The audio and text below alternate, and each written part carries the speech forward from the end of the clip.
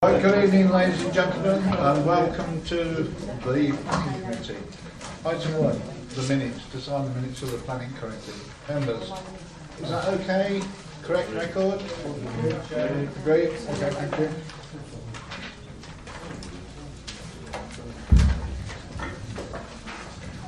Apologies for absence. Must have a full house then. To receive the members' declarations, disposable and disclosable interest. Any interest at all? Councillor Paul. Advice, please, Chairman, on DA 20140665 Daventry.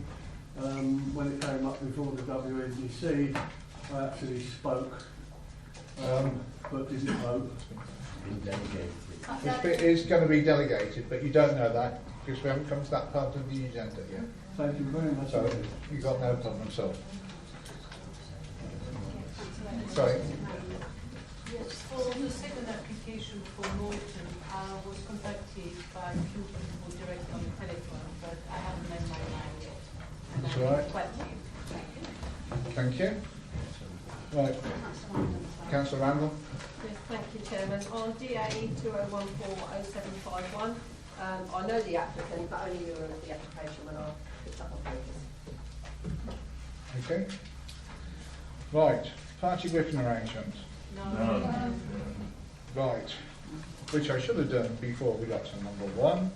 Party whipping arrangements for a start. For members of the public that don't know, we don't gang up politically to vote one way or another. Every person is not political on this committee, not to this council, doesn't do that at all. What I should have said earlier on was, look at my piece of paper, the meeting is being recorded, please put your phones on silent, if the fire bell does ring, it's not a drill, so please either go out the way you came in, or for the more able, go through there's a staircase through there if you push the bar. 3 minutes speaking. For those who are speaking, after 3 minutes a buzzer will sound. I will then give you a few seconds, then ask you to wind up. If you don't wind up, I will politely tell you to wind up. Performance for members. It is exactly the same as last time. The speed of decisions is still 79%, so well above the government's target, and 6% of appeals, so it's exactly the same position as last time. Right, Chairman, to announce any planning applications withdrawn or deferred. The one in Daventry is delegated because the objection is no longer there. So we go on to planning applications now. Sorry, Councillor Paul. Have the 106 arrangements, I know they're in the papers, of two fees, £57,000 are they cast in stone at this moment in time, or can they all be altered at any time? Through you, Chairman, Section 106 negotiations are still ongoing at present. You'll be aware that within the previous application, the site was given a discounted contribution. However, given that the site is now owned by a different applicant, that discount no longer applies, so the contributions should be greater. Right, okay. It's just that there was a substantial sum mentioned at the WNDC meeting because of the loss of what was deemed to be a public amenity.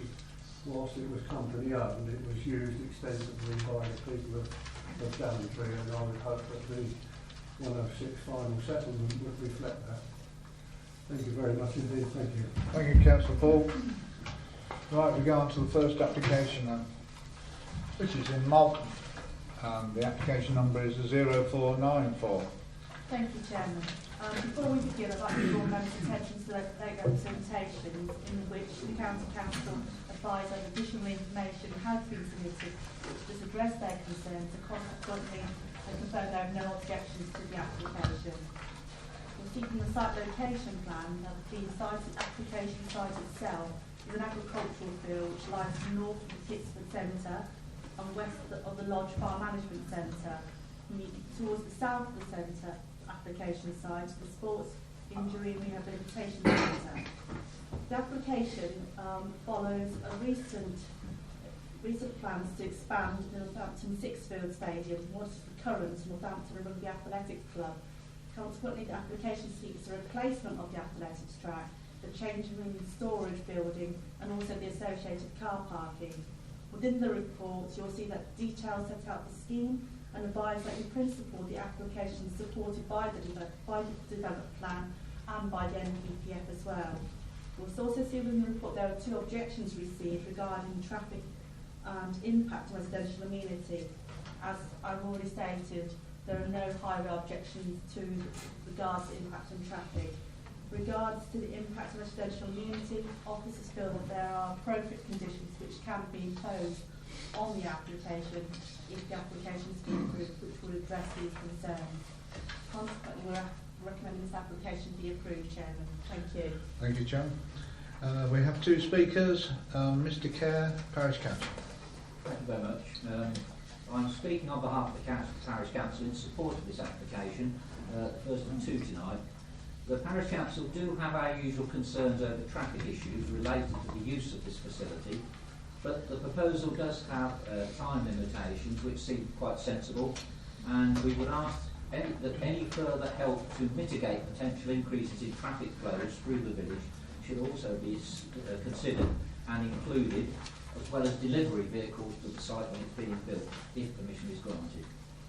Also, whilst we note the site is on an agricultural field in open countryside at the north of the college site, with 2 agricultural fields on 2 sides of the proposed track, and is therefore, some might say, in fact probably is, contrary to Daventry District Council's planning policies in this respect, Malton Parish Council still wishes to support the case officer's recommendation to approve the application, because we feel on balance the proposal will provide a needed recreational and sporting facility, contributing considerably towards the health and well-being of the whole community of the area. And we would ask you to follow officer's advice and approve the application. If approved, however, we do hope the college will provide occasional access to the due provision for the appropriate local community groups. Thank you, Mr. Chairman. Thank you, Mr. Kerr. Mr. Wayne, agent. Thank you, Chair and Councillors. So I'm just surprised at the last comment, that's all. It's the first time in my life, I think, I've ever actually been on the same side as the Chairman of Malton Parish Council. Anyway, Chairman, you have a very full report in front of you, covering all the relevant considerations, but I'd just like to refer briefly to a number of points. Firstly, this is a replacement facility for an existing athletics club, which in turn allows the expansion of the Sixfields leisure area. It also provides for an additional facility for Malton College as a centre of excellence for sport. The facility has been planned in conjunction with the Borough Council, and Sport England now accepts that it satisfies the desirable needs of the athletics club. You'll see that in the report, Chairman. A traffic statement has been submitted with the application, and the Highway Authority are not concerned about traffic generated by any of the events. In any event, they will all be in the evenings and at weekends. The matter of parking has been addressed, as set out in page 9 of your officer's report, and there will be ample parking in the immediate vicinity of the site for the club's normal usage, and additional overflow parking for any events. The pavilion, as you can see from the plan, has been located close to existing buildings of the management centre, and the track area is designed to fit into the existing landscape in the area, notwithstanding quite a lot of cut and fill. No objections from the highways from the Environment Agency following a detailed flood risk, and following an archaeological report and site investigation. The County Archaeology Unit now raises no objections.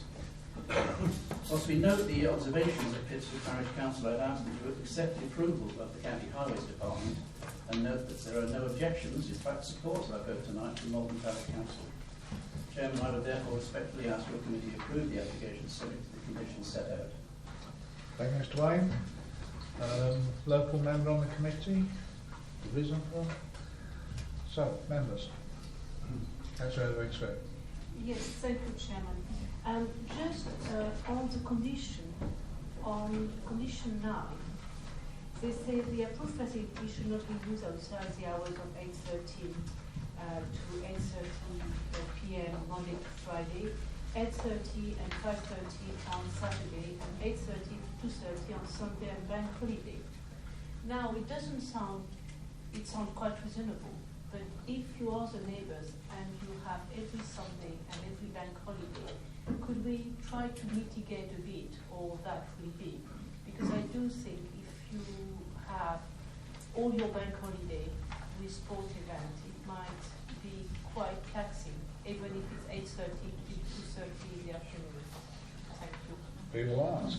Officers, any comments? In fact, come back to you, there is approximately a distance of 30 metres, 35 metres from the application to the nearest dwelling itself. We feel that based on the use by the club itself runs events on a Sunday morning, that the times we've imposed are reasonable. But also, let's not forget, this is also a community facility, and it will also be possible for community groups to use it on a Sunday morning as well, which I feel will be beneficial to the local community. Can I come back? You can. It's not a problem for community, but if there is a good, if we could make sure that for big events, we do not have too many, because even if it's 30 meters, if you have a full stadium or people looking at and screening, and it's quite noisy. I appreciate where you're coming from, Councillor Smith, but I would like to mention that these dwellings are also within the ownership of the college itself as well. Okay. Councillor Bradshaw. Thank you, Chair. Speaking of what Mr. Kerr said, I understand that NCC have not complained about or made any comment on traffic movement, but of course there is a wider problem through Pittsford of people cutting through to Bolton and using it as a rat run. And if this is extended to bank holidays and Saturdays and Sundays as well, that might be a concern. And I wondered if we could write to the Highways Agency and ask them to monitor the traffic situation, and if there is an ongoing problem, that perhaps some mitigation could be put in place. I'm sure that would be possible for Councillor Bradshaw. Officers, you can do that. Yeah.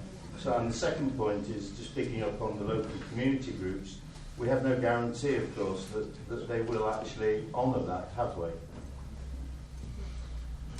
Comment, John?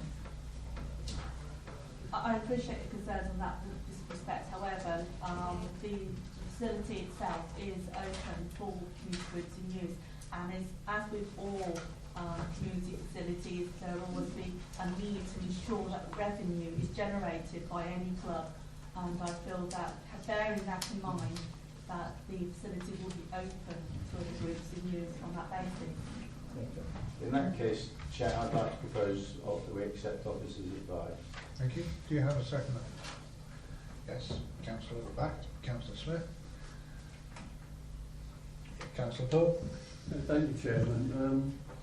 Second speaker mentioned problems or no problems with the highway.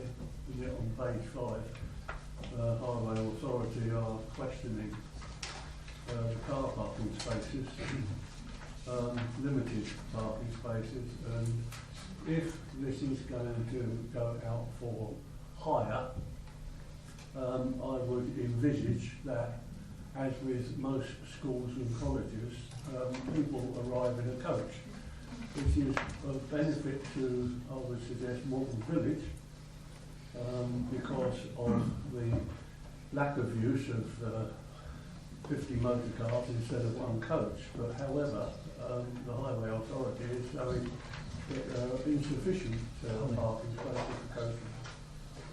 A bit late, they've changed their mind. They've changed the I mind. beg your pardon, I didn't look at the That's okay. website. I do apologise, Chairman.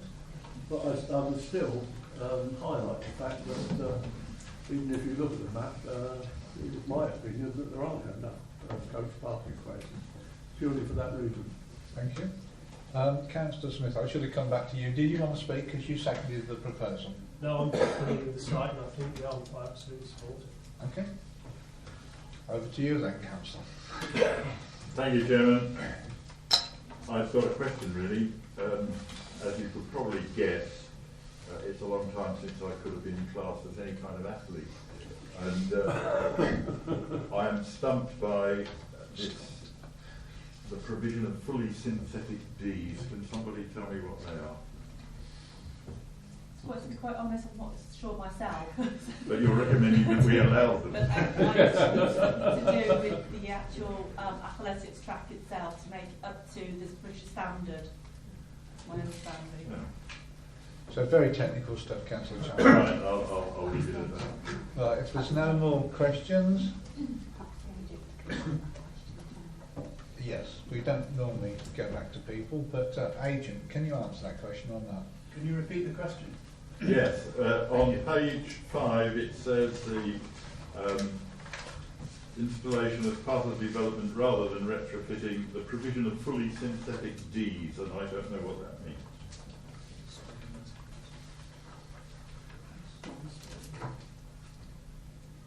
We can enjoy the silence. Oh, I see. This is really the white bit, the white D on the right-hand side of the track. If you look at that drawing, at the moment it's not fully synthetic, but it could be made fully synthetic. That's it, where the arrow is. It's grass at the moment. Ah, thank you. That's He's not just a planning consultant, so we do get technical answers as well. He's also being told exactly what to say in his left ear. Okay. Congratulations. Don't run yourself down, Councillor, Mr. Wayne. Right, we've got a proposal that's been seconded, the application be approved. All those in favour, please show. It's unanimous. That's unanimous. 14, so there's none against because there isn't any more people here. So the application is approved.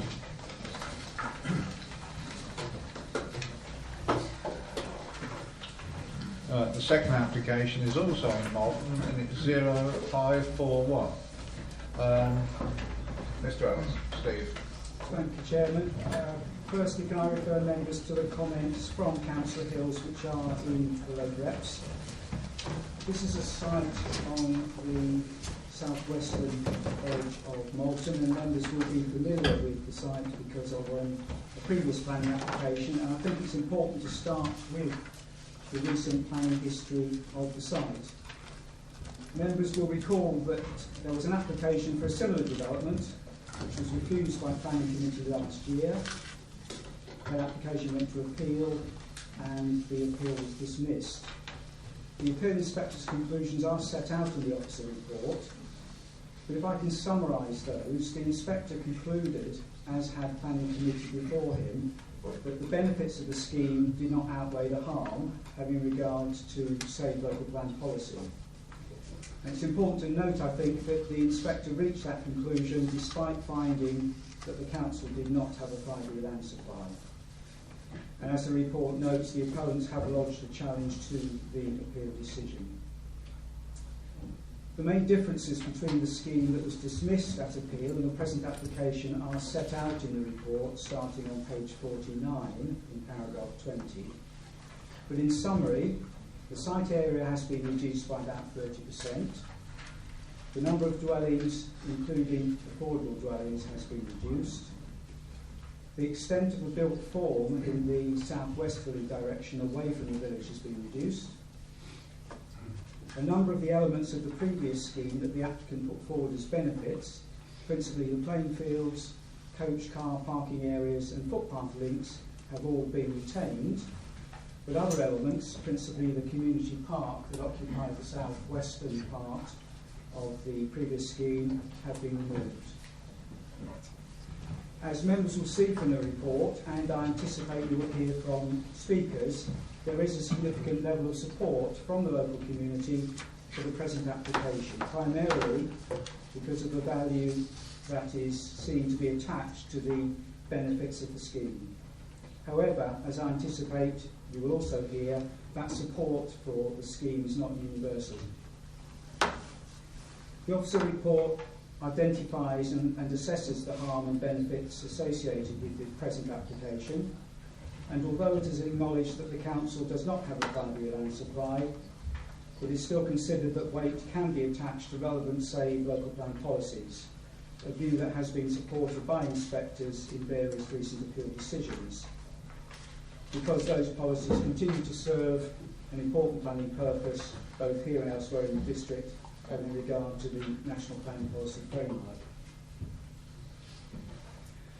So the proposed development is considered to cause harm when assessed against said policies in the NPPF, and the benefits of the scheme are not considered to outweigh that harm. And that approach, Chairman, is entirely consistent with Planning Committee's decision on the previous application and with the Appeal Inspector's endorsement of that decision by Planning Committee. And there have been no material change in circumstances since then. In conclusion, the present scheme doesn't overcome the previously identified conflict with said policies, and the changes to the scheme have resulted in there being, in some respects, fewer benefits than was previously the case. And consequently, Chairman, it's the recommendation that Planning Commission should be refused for the reasons that are set out in the report. Thank you, Chairman. Thank you, Steve. We have 3 speakers. Mr Johnson is against the application.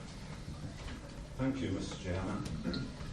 The residents of Malton face a number of planning applications and proposals from various developments. Each put forward plans that they feel offer parts that are beneficial to the parish as a whole. And this particular application appears to offer a new entry to the existing school, which offers less obstruction than the present Grand Lane entry, as its major benefit for us all.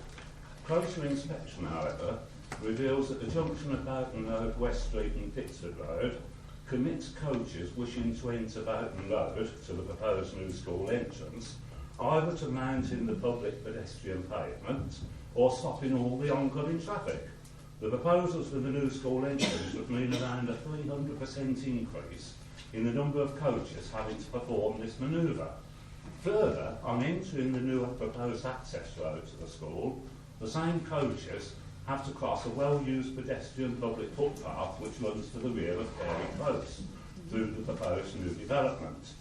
200 coach movements, as well as a car park traffic, crossing a pedestrian right-of-way with no proposals for a footbridge, underpass or whatever, hardly suggests safety for pedestrians or anyone else.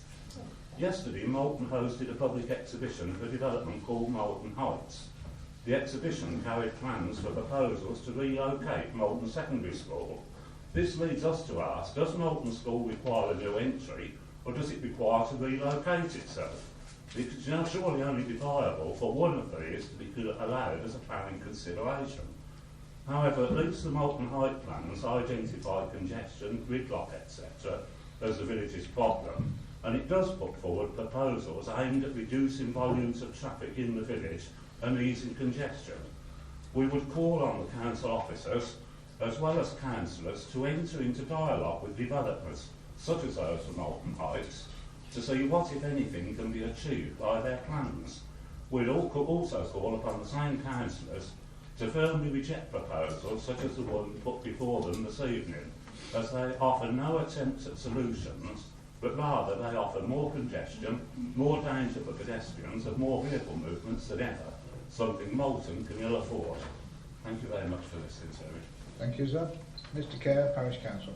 The Parish Council used to support the case officer's recommendation and understand why the decision for refusal was made, but significant, very significant benefits can be provided by this application that far, far outweigh the perceived harm. Encouraged by Daventry District Council, we engaged with the developers to maximise the benefits to our community from this development. In the committee report, we then detail our vision over infrastructure needs for our community to ensure sustainability and retain our village identity. Due to the level of development in Malton, we are a special case, and our vision document and NDP focus on this provision of strategic infrastructure. The benefits of this application are consistent with both those documents. DDC are promoting 3,500 homes on Overston Leas on green wedge land, and yet that will bring far less benefits to our community. This application does provide solutions to the school traffic problems at the western end of Malton. A new bus bay at the rear of the secondary school is proposed, with car parking enabling ease of parental drop-off, plus parking for school staff, which doubles up for community use at the weekend for the popular local football club. The Parish Council has worked hard for years seeking solutions to traffic and parking problems, yet has only seen the problem grow. This application will provide a long-term solution, as well as removing the gridlock situation around Pound Lane and improving overall traffic safety in West Street and Cross Street. It provides relief parking for Brecking Road and Whiting Court area for the weekend football tournaments. The application also provides an additional sports field for school and community use. With all Malton's new housing, this provides an additional planning area to cater for the increasing demand from a larger school and the ever-growing successful football club. We already have children from the new housing developments waiting to come and play football and join the club. This application helps by addressing that need and is important in promoting a healthier community. Yet although thousands of school children and residents will use this additional facility, we note there is no mention of the sports pitches and the benefits they bring in the committee report. Being aware of the recent accidents to school children in the village centre, this development also gives opportunities to provide new safe routes to school from the southern end of the village into the rear of the school, avoiding unnecessary car journeys along narrow village street routes, and of course also providing the health benefits arising from the additional footpath routes for leisure walking by residents. That's all in line with DDC policies on this matter. The developer has also discussed details of the development itself with us to meet local housing needs and including some homes provision and suitable for single young people in the 20 to 30 age group, many of whom are still with their parents. As such housing provision is rare to find, it's refreshing to see identified local housing needs accommodated in local homes provision. The Parish Council unanimously supported this application and our decision to support it, a decision validated by the many letters of support we've received, and only 6 objections were received from residents after comprehensive consultation was carried out by the developer. We ask you to approve this application as the benefits far, far outweigh the perceived harm. Thank you. Thank you, sir. And next, Mr. Hyde, the agent. Thank you, Chair. I'm speaking on behalf of the application on land management. I've been a practicing town planner for nearly 30 years, and I can honestly say that I've never read a report where there's been such a degree of support for proposed development. The support is from elected representatives of both the district and county councils, from the parish council, from both the primary and the secondary school, and from Malton Football Club. There have been over 200 letters of support from the public and only 6 letters of objection. This is in part a result of how I'm working with the parish council and the community over the last 3 years. This work has included community consultation, including a public exhibition, and most importantly, a highways and car parking summit. The entire village received an invitation to the exhibition and 80 residents attended. It was a constructive event, with the majority of feedback being positive. Hallam have listened and have worked with the local community to develop this scheme. This is localism in action. The law requires the council to determine planning applications in accordance with the adopted development plan unless material considerations indicate otherwise. National planning guidance is a material consideration, and the NPPF is clear that where a 5-year supply of housing land cannot be demonstrated, then relevant policies for the supply of housing should be considered to be out of date, and planning permission should be granted unless any adverse impacts of doing so would significantly and demonstrably outweigh the benefits. Your officers accept that there is not a 5-year housing land supply in the district, but they also believe that in this situation, the alleged adverse impacts outweigh the benefits. These adverse impacts appear to boil down to 2 particular matters. 1, a reduction in the physical gap between Malton and the urban edge of Northampton, and 2, the loss of open countryside. However, your own landscape officer has concluded that in landscape terms, the proposed development can be incorporated within the landscape and still provide the distinction between Malton and Northampton. I would also say that in a predominantly rural district such as Daventry, the majority of new housing can only be provided on land that is presently open countryside. So what are the benefits of the scheme? 1, a new access, car and bus park to serve Malton School and Malton Football Club. 2, new sports pitches to provide for the growth of the school and to support housing developments already approved or proposed in the area. 3, safer routes to schools, all of which will become community assets. 4, housing to alleviate the 5-year housing land supply shortfall. 5, affordable housing. We say that these benefits significantly outweigh the alleged adverse impacts, and consequently that you may safely resolve to grant plan permission. A detailed draft section 106 was submitted to your officers some weeks ago, and Hallam are happy to give an undertaking this evening that they will progress the completion of this with your officers should you decide to do so. Chair, thank you for the committee's time this evening, and through you, I would ask that your members do resolve to grant plan permission. Thank you, sir. Members. Councillor Osborne. I'll start off then. Even though I understand that the parish council are for this application, and I know we're supposed to take each application as it on its own merit, but I think if we approve this application and go against officers' advice, this will set the precedent for other applications in villages in the future. I know this shouldn't be taken into consideration, but I do think the membership ought to think about this before they decide. And I would actually like to recommend that we take officers' advice and refuse this application. Thank you. Do you have a second? Councillor Frenchman. I've got you down to speak next, Councillor Frenchman. Thank you, Chair. I also agree with what Councillor Osborne has said, because while the parish council wish to maximise the benefits, and I can appreciate that, and I would in their position, this scheme also maximises the disbenefits in two main areas. That hatched field will become infill, so I understand there's an application there from David Wilson Homes for 50 or 60 houses. That will definitely go ahead, and I'm sure the parish council don't want that to go ahead. And then opposite, there is another site which is currently at appeal, which again I believe is not wanted, but if this is granted, that will become a material planning consideration in the consideration of that appeal, and I believe that that will also go through. This will also then have knock-on effects round the district, where we try to defend other villages against developments on the edge or in open countryside as we have here. And I have every sympathy with Malton because they're being built on left, right and centre and not getting the benefits they require. But sometimes you have to look at the wider, broader picture and see how it affects both the village. And as I've just outlined, there may be two other applications that will go through because of this one, and also the wider implications in the district. Thank you, Chair. And I second, that's why I second what Councillor Osborne has said. Thank you, Councillor Frenchman. Councillor Patchett. Yeah, thank you, Chairman, members. Some time ago, I spent a day of my life at an appeal for one in my ward at Woodford. One of the things that I did learn about the 5-year land supply was that the shortfall is, and the way it's calculated, does have an issue. One of the issues is the Drayton College site, which the officers are taking into account, is 150 houses. Now, if you approve 120 tonight, it's all about figures, and our land supply situation would be in a better position should we approve them. Now, there needs to be a Section 106 agreement signed, which has been mentioned earlier. There needs to be highways conditions. On balance, I feel that there's more support for the application and objection or this new application. And I think the benefits now do outweigh the harm and presumption in favour of sustainable development.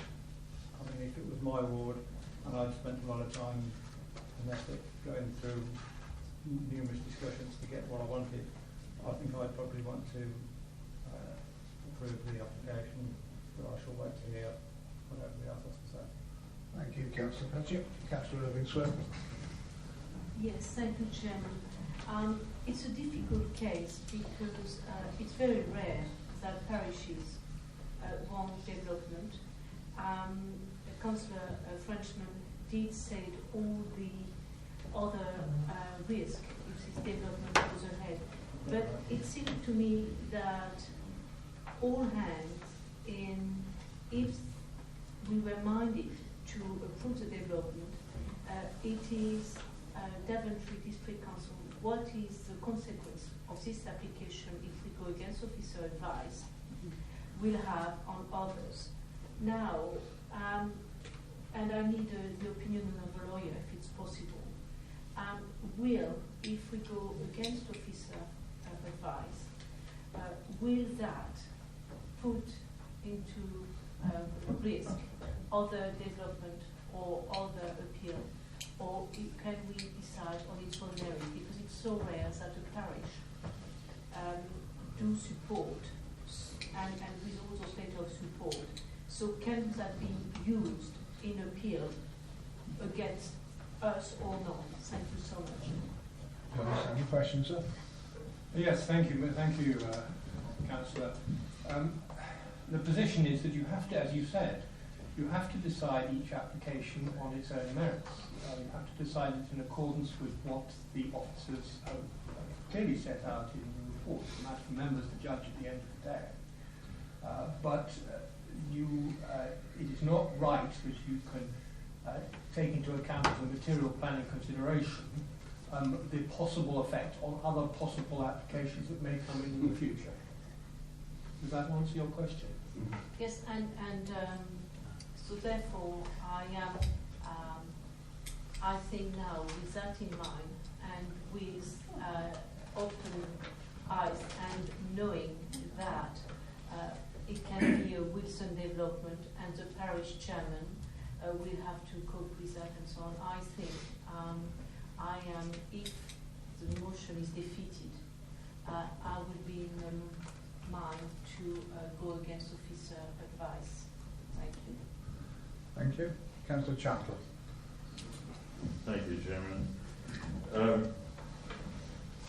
We've heard tonight, been reminded that the NPPF states that where a local plan is silent or out of date, permission should be granted without delay. But we've had confirmation recently, and that's also been referred to from the Planning Inspectorate, that the policies that are cited here are both current and significant.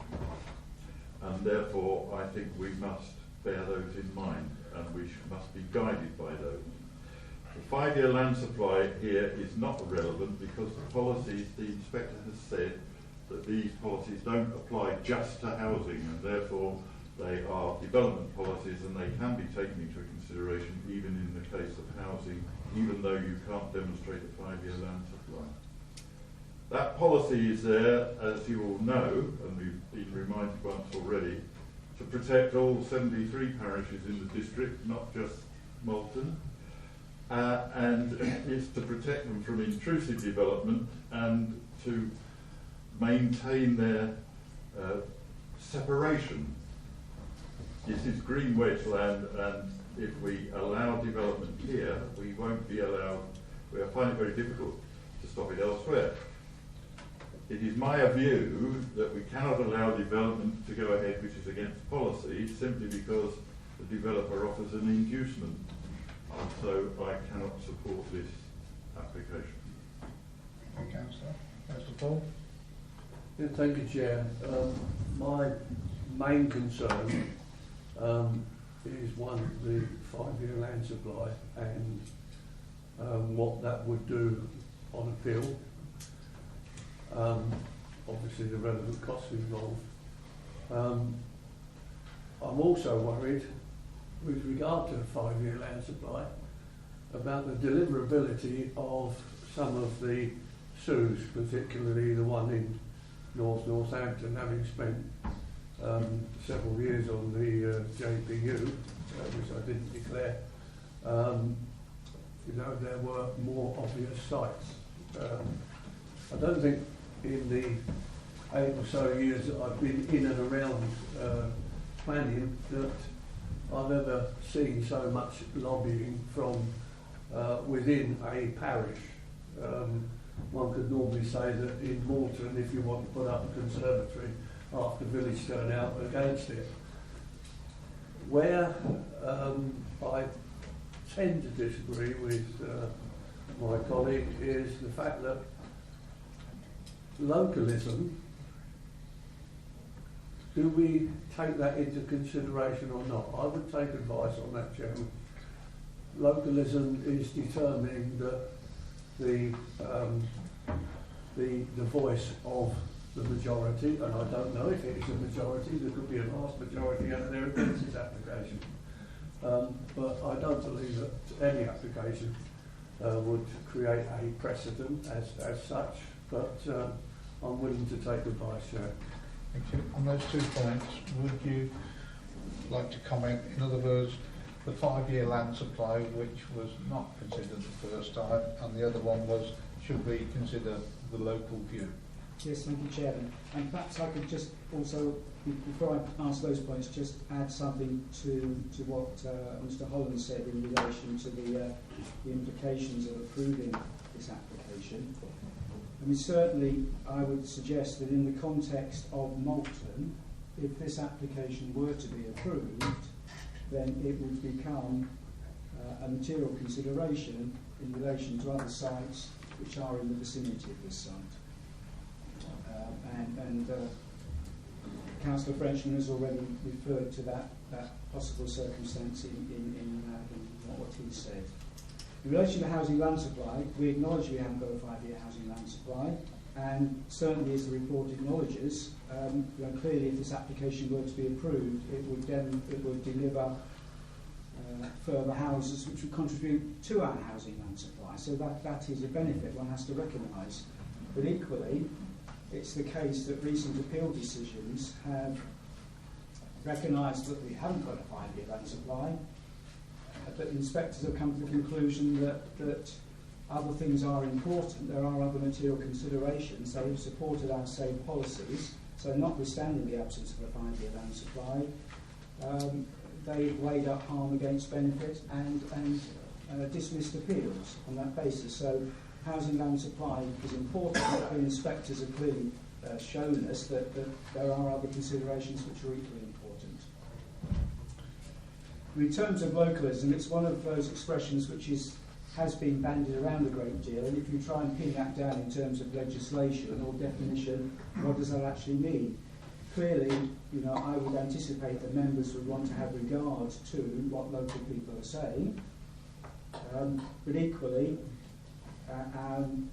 planning applications have to be determined in accordance with the development plan and other material considerations. So it is not just about what local people are saying. It's about the range of issues that the report addresses, and notwithstanding the benefits and the value attached to those benefits by local people, officers are still of the view that the harm is greater. Thank you. Right, I've got Councillor Irving-Swift next. Yes, first I would like to thank the officer for his report, because he does follow exactly what we have said for our plan. It's what is written on the can, and he follows. In the normal circumstances, we would be very happy with that. I mean, it's such an exceptional case. We have a parish who wants it, and we have an officer who rightly said they cannot have it because it's against policies. So there we are. Now, because Malton is one of the few parishes who will get all the grant of the SUD, and they still want that development. So should we not give Malton the right to choose? And should we interfere? We are here in Daventry. I lived in Housing West, and in fact, I want Malton to have the 125 houses because it will help us with our land supply.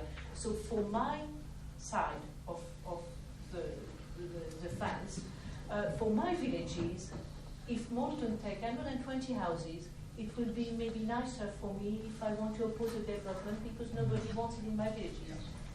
Now, it's up to us to decide if Malton is big enough, and we can trust them that they have understood the consequences of what they have decided with other development in the pipeline, or if we go with our things. And I still maintain that we could go against officer recommendations due to the position of the parish. Okay, thank you. Councillor Warren, you should have spoken at the beginning if you were going to speak, but I'll let you speak now. Thank you, Chair. Apologise for being a bit late.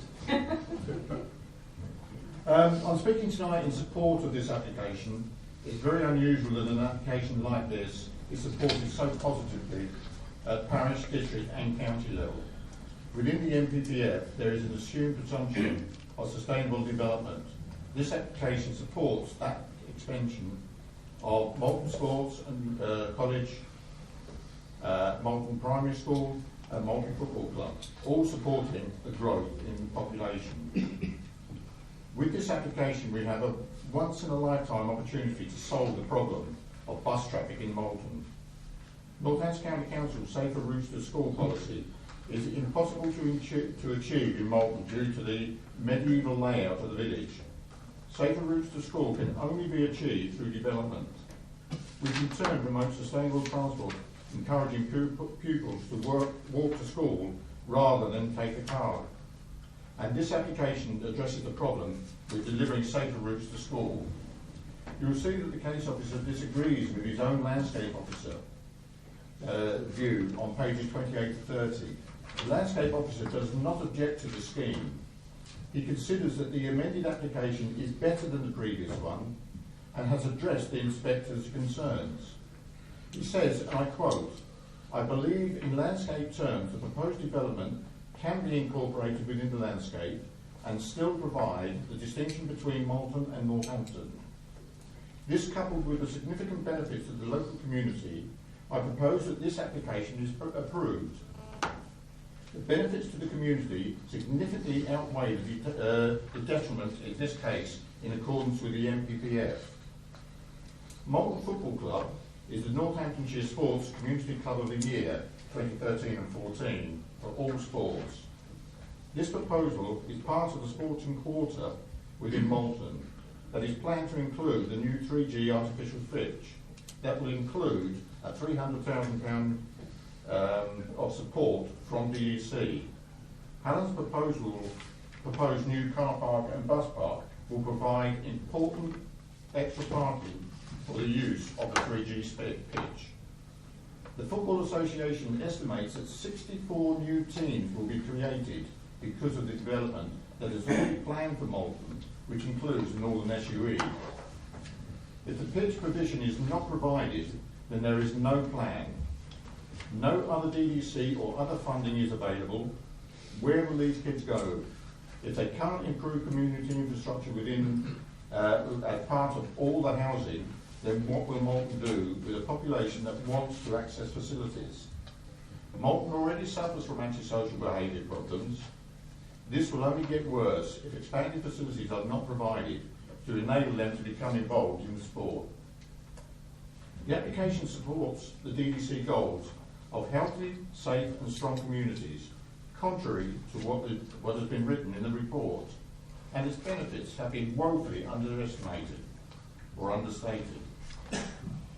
With my portfolio, as requested, Hallam has amended its scheme to incorporate 7 one-bedroom units, vital in assisting village children onto the housing ladder in the parish. The community report states that Malton has now addressed its affordable housing need. Nevertheless, Hallam are prepared to stick with the 29% provision. I ask that it be minuted in any decision tonight that the level of affordable housing for this application be at 29%. We as a ward are prepared to take this development because it allows the village to solve a traffic and parking problem that has existed for over 20 years. This is a once-in-a-lifetime opportunity for us to solve it. Parish councils are actively encouraged to engage with developers and work with them to bring forward planning applications. Here we have a developer that has worked with the parish council for a number of years, has engaged with the community and submits an application with numerous benefits for the community. If you were to refuse this one, why should any developer ever bother to engage with the community again? What message does this send? If we can't approve this level of positive planning, this is localism in action. I urge you to approve this application. Thank you, Councillor. Councillor Brown. Oh, right, okay, sorry, Chairman. You weren't there, were you? It is a difficult one, and I think it's quite sad actually that that the village have got looking at taking a planning application because the congestion hasn't been eased in applications that have come before them before. So it's just, you know, because it seems to be that they're taking this, that they want this application because there isn't a safer route for school and actually to ease the congestion problem. My son actually attends Malton College, and in the morning traffic is horrendous and the buses do, there is severe congestion within the village and the village isn't equipped to take the buses that are in and out. And, you know, it's not often that you do actually see a parish council that are that actually do want to approve an application. So it's quite a difficult one for me, so I'll still remain open-minded. Okay. Councillor Frenchman is next. Thank you, Chair. If we go back to last year, we had this similar application come before us, which was refused on the same grounds, which was objected to by the parish council at that time. And I understand they did change their mind by the time it went to planning appeal, but the inspectors still believed that it was bad for the area. And I can't see any material change to the position from last year, where this committee refused this application and therefore believe that we should continue to refuse this application.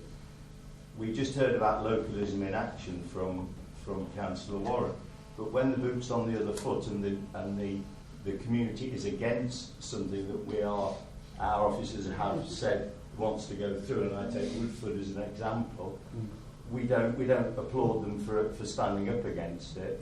So you can't have it both ways, and I believe that this application on a policy basis is so detrimental to Daventry that it's very important that we refuse it. Thank you. Councillor Patchett, I've got you down next.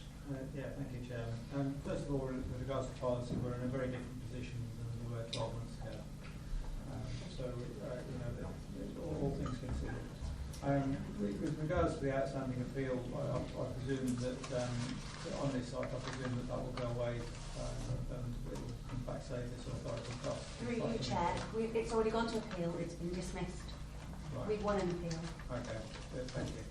But I mean, the MPPF, something that barristers make big noise about when discussing public inquiries is that the site needs to be deliverable now and available now, whereas some of the sites outlined in the 5-year land supply are very dubious, to say the least. So I would say that we should take advantage of the situation now rather than try and worry about it in 2 years' time. I must make a point, and I'm not going to vote on the thing unless I have to have a vote. I must make the point that some members may not know this, but you, the members, make the policy, not the officers. So you, the members, made these policies that you've got, and then the council. So it's members, not officers, that made these policies. So any policies that you ever vote for or against, you made them. So if you vote against it, you'll be voting against your policies. If you vote, you know what I'm trying to say. Perhaps some members don't know that. Some of the older members will know that. Anyway, the next person on is Councillor Luke, and I think we're getting close. Oh, sorry, no, I'm not. You're not Councillor Luke.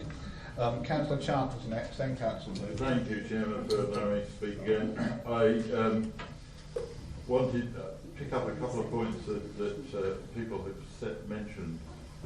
We are not in a very different position now, policy-wise, as we were 12 months ago, because this policy is reflected very much in any emerging policy which says that we will protect our rural communities.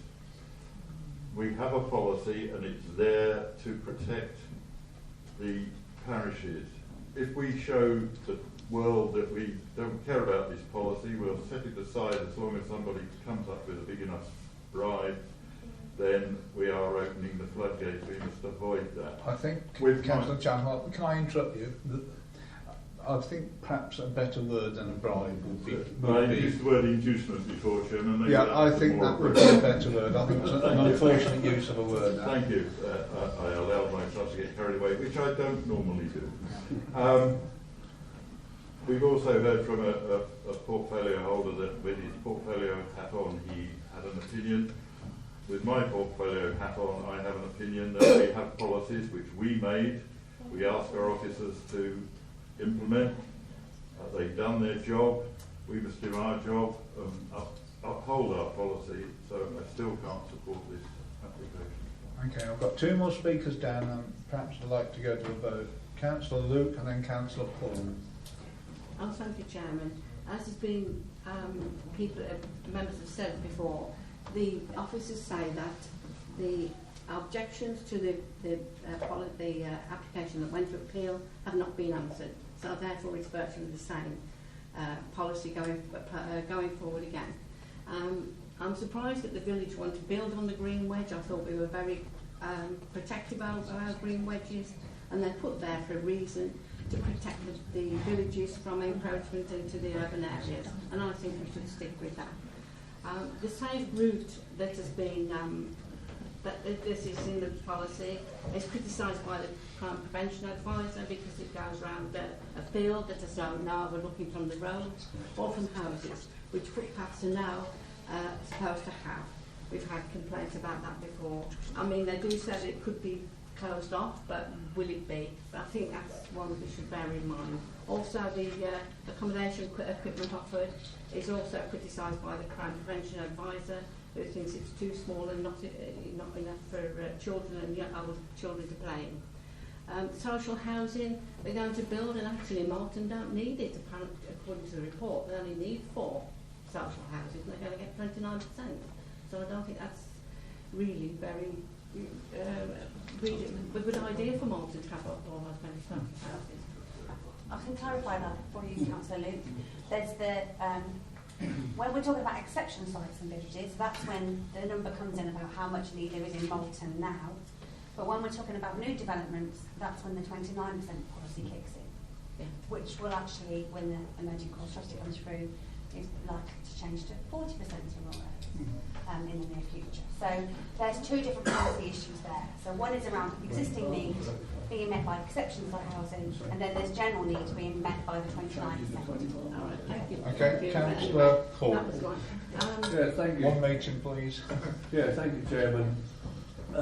My colleague mentioned policy.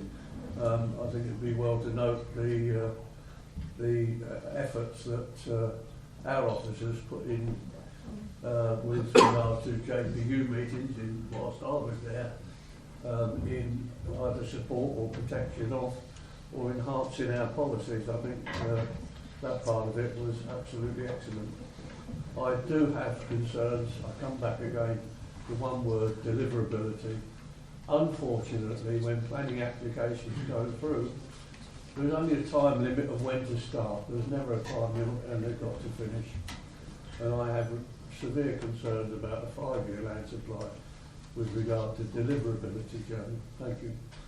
Thank you very much, Councillor Ball. Well, I think we've had a pretty good debate both ways. We've got a proposal that the application be refused, which has been seconded. All those in agreement, please show.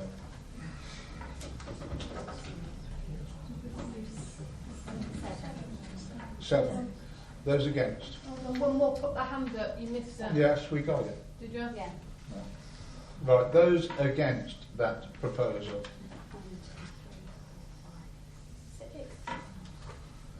There's something wrong there. Yeah. Is there an abstention? I was going to say, you didn't count one. Right, can you put your hands up again? Because there's 14 of you and we've only got 13 votes. So those who support the proposal to refuse the application, please show clearly. 7. Right, those against? Again, put them up high. 1, 2, 3, 4, 5, 6. By extension. No, can you do it again? There's one abstention. 1, 2, 3, 4, 5, 7.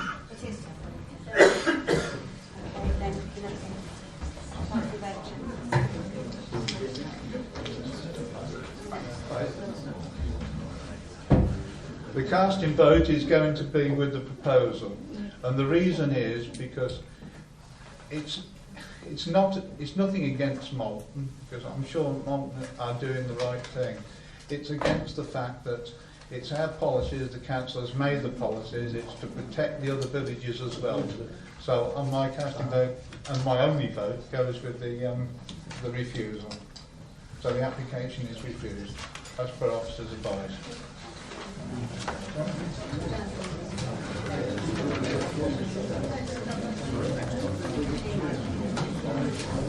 I have one vote, Councillor Warwick.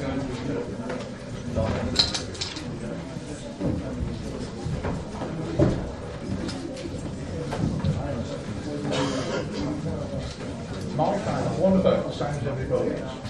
Okay?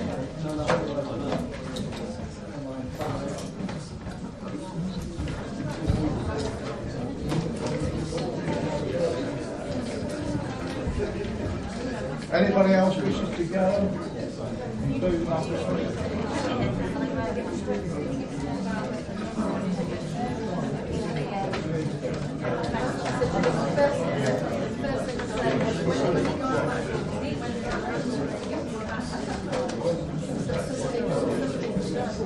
we shall conclude in about another 45 seconds. I mean, resume. Not conclude.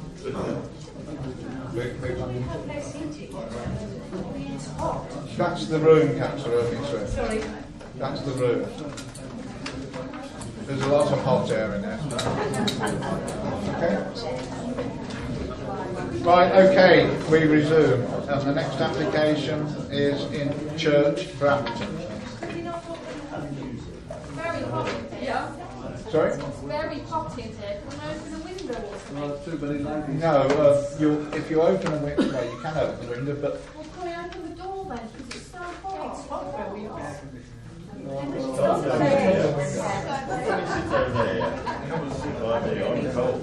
not the men that are making the noise.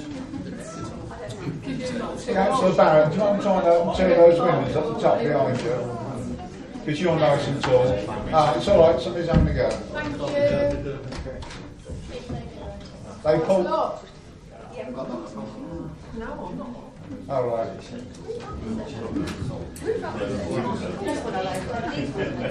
We'll try these. We can open the door, but people tend to walk out the room and start chatting over there. So you can't jump out, Chair?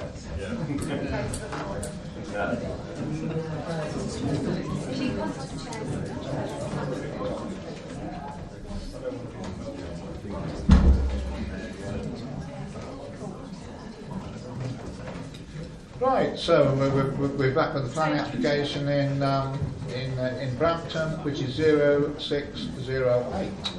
Thank you, Chairman. The site location plan, the application site lies in the confines of the village in the form of substantial corner located on Golf Lane. The site previously accommodated a large two-storey That's not the right plan.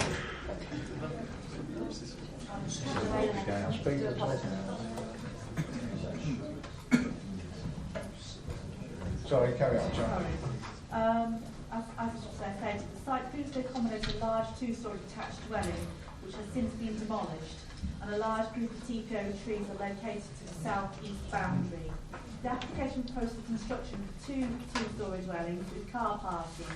The report indicates the parish council objections are maintained on the slightly amended plans. The site clearly lies in the confines of the village, where development is supported in principle. Dwellings within this part of Church Brampton are of varied design and styles, with some set closer towards the road frontage and others retaining greater distance from the road frontage. Plot 1 proposes use of the existing access with a detached garage at the side, whereas Plot 2 proposes the construction of a new access from the south-west boundary of Golf Lane, with an integral garage at the side.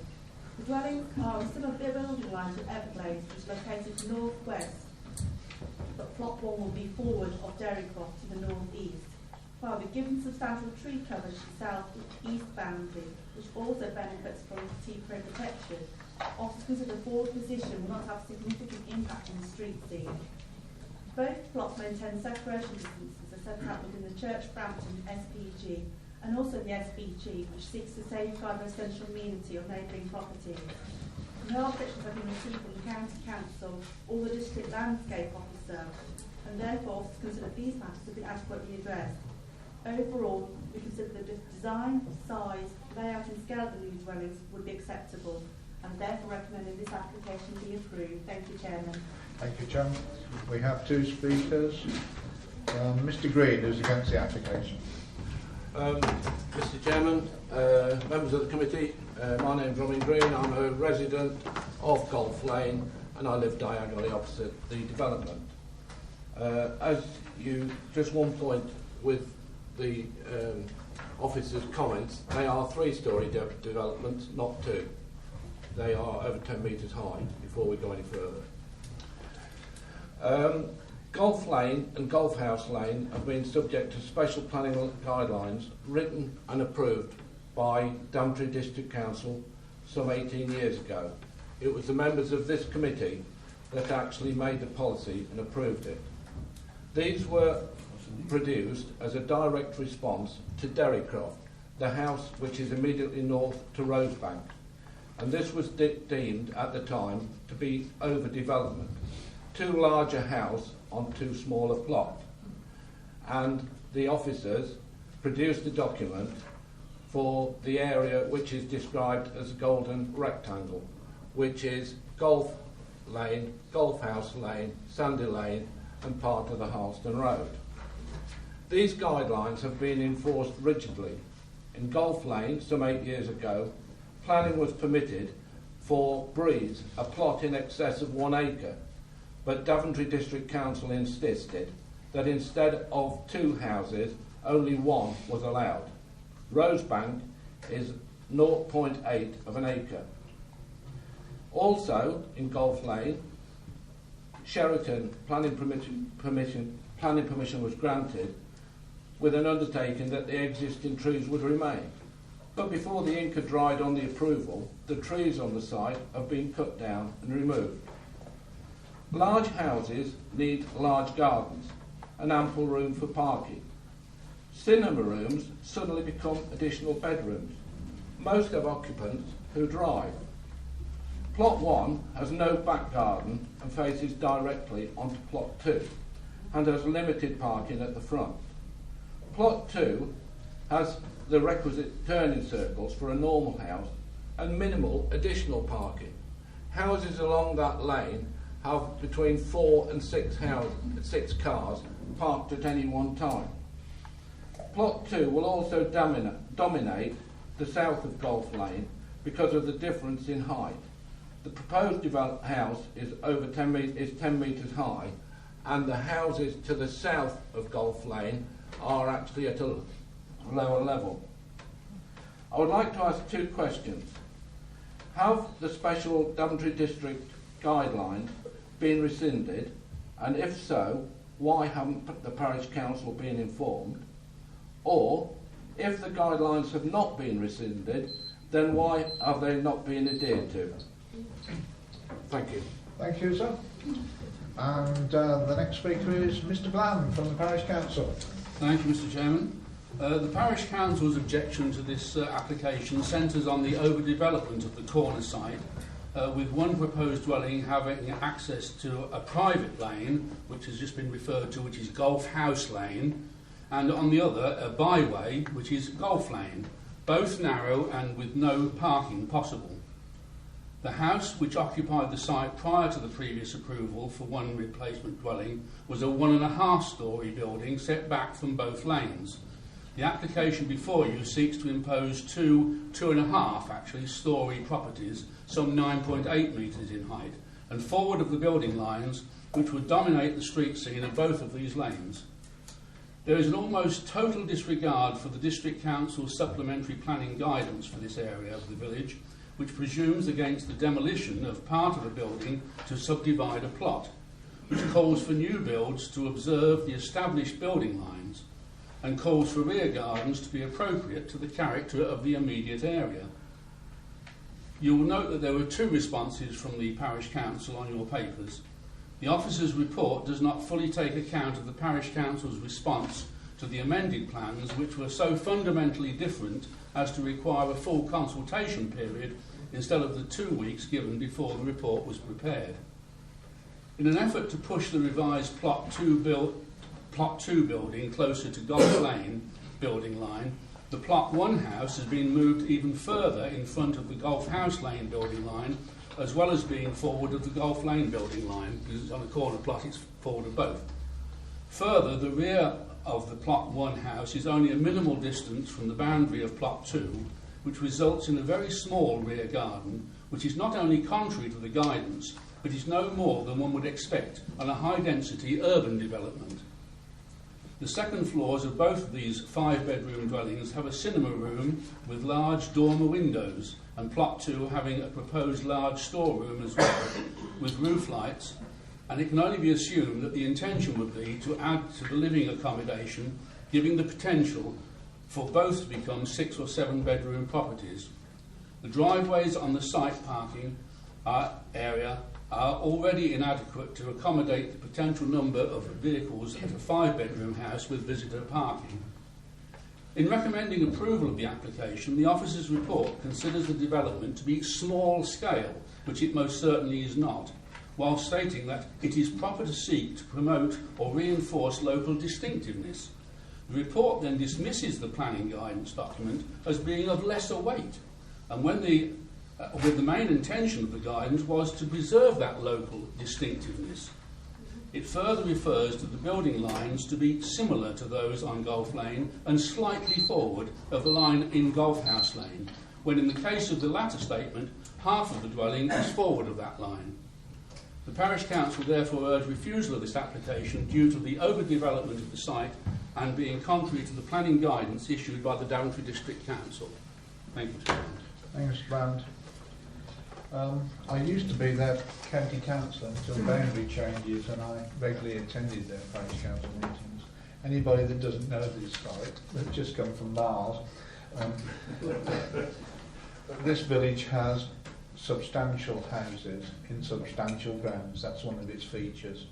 And the parish council have come along and voiced their opinion and also objection to the site being split. They've always done this, they've always said this in the years that certainly I represented them. That's me finished. The chairman's bit, so there's no local member. Yes, there is. Yes, there is. Oh, is it you? Oh, Councillor Frenchman, good on. When I first read this, I was slightly ambivalent towards it, and I hadn't really thought whether it was made a big impact or not. But as I've looked through this and listened to the parish council, I come to recognise that area is quite distinctive and quite unique as an area of, I think he called it the Golden Square, as an area of Daventry District. And I think this particular application does nothing to enhance that distinctiveness. I'm not quite certain what my intentions are at this stage, so I'd like to hear what other members have to say, Chair, and then perhaps reserve some comments for afterwards. Thank you, Councillor Frenchman. Councillor Osborne. I happen to agree, it's not very often, but I happen to agree with everything both speakers have just said. This is a beautiful area with some substantial houses, but beautiful houses, and having two large houses, it would definitely be an overdevelopment of the site, and it would dominate the street scene.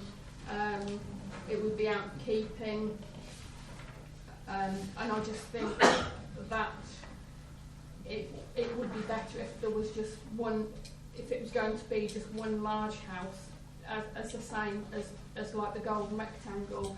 And I think I would like to propose that we refuse this application on overdevelopment of the site.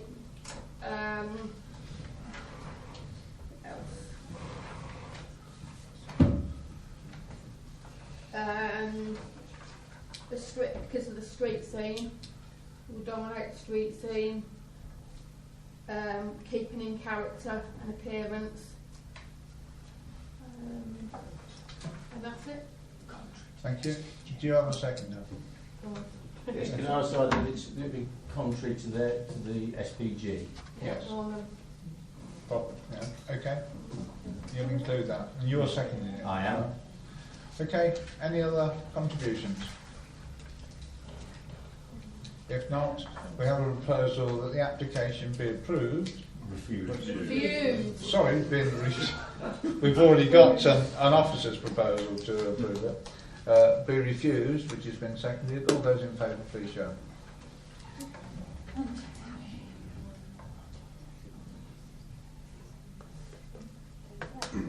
Right, those against? 3. the application is refused for the given reasons.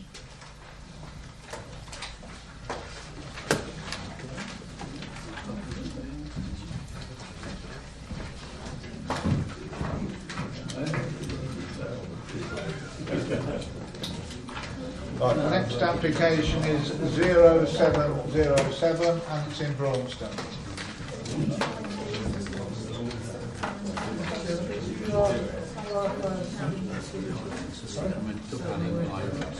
Oh, sorry, yes, and also the listed building one as well. We'll take them both together, discuss them both together, but we'll vote on them separately, as we normally do. Okay?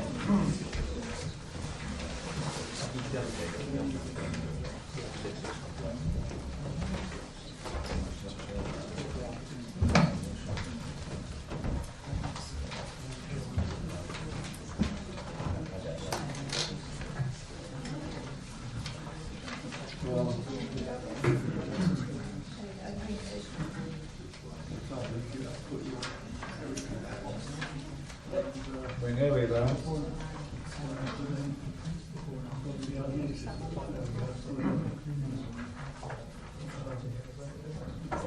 Thanks, Chairman. For those members who, Beg your pardon, Chairman. Taking advice. For those members who have been around committee a little while, you will recall that this property was the subject of an earlier application for a very similar proposal, which was subsequently refused by the planning committee and gone to appeal. The inspector dismissed the appeal on the grounds that there was harm to the character and appearance of the listed building, and that harm was not outweighed by the benefits of the proposal in accordance with policy. Current applications seek to address those reasons for refusal. Can I just I mean, there's absolutely no dispute between officers and the applicants that the present occupants of the property have restored the building in a way that enhances the setting of the listed building by removing early 20th century bits and pieces, as you can see in the photograph on the left-hand side. So the building is as it appears on the right-hand side.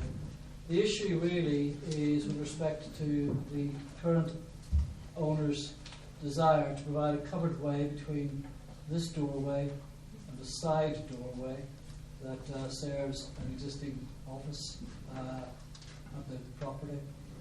And it's how best to accommodate that. Before I start, we should also draw members' attentions to the late representations from the local councillor, Councillor Campbell. Can you just go to the door?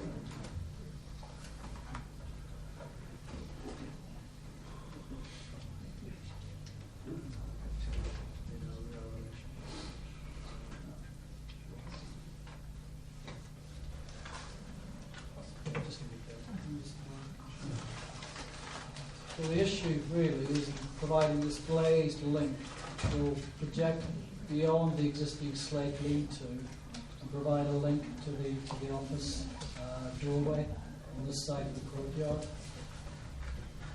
In summary, officers don't have an objection in principle, nor indeed did the inspector have an objection in principle to a glazed link. The issue really is down to detailing.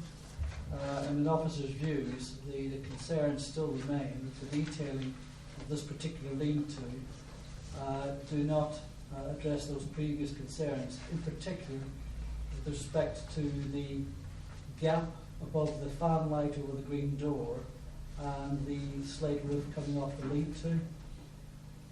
In our view, the proposals still result in less than substantial harm to the listed building, and accordingly we're recommending the application be refused.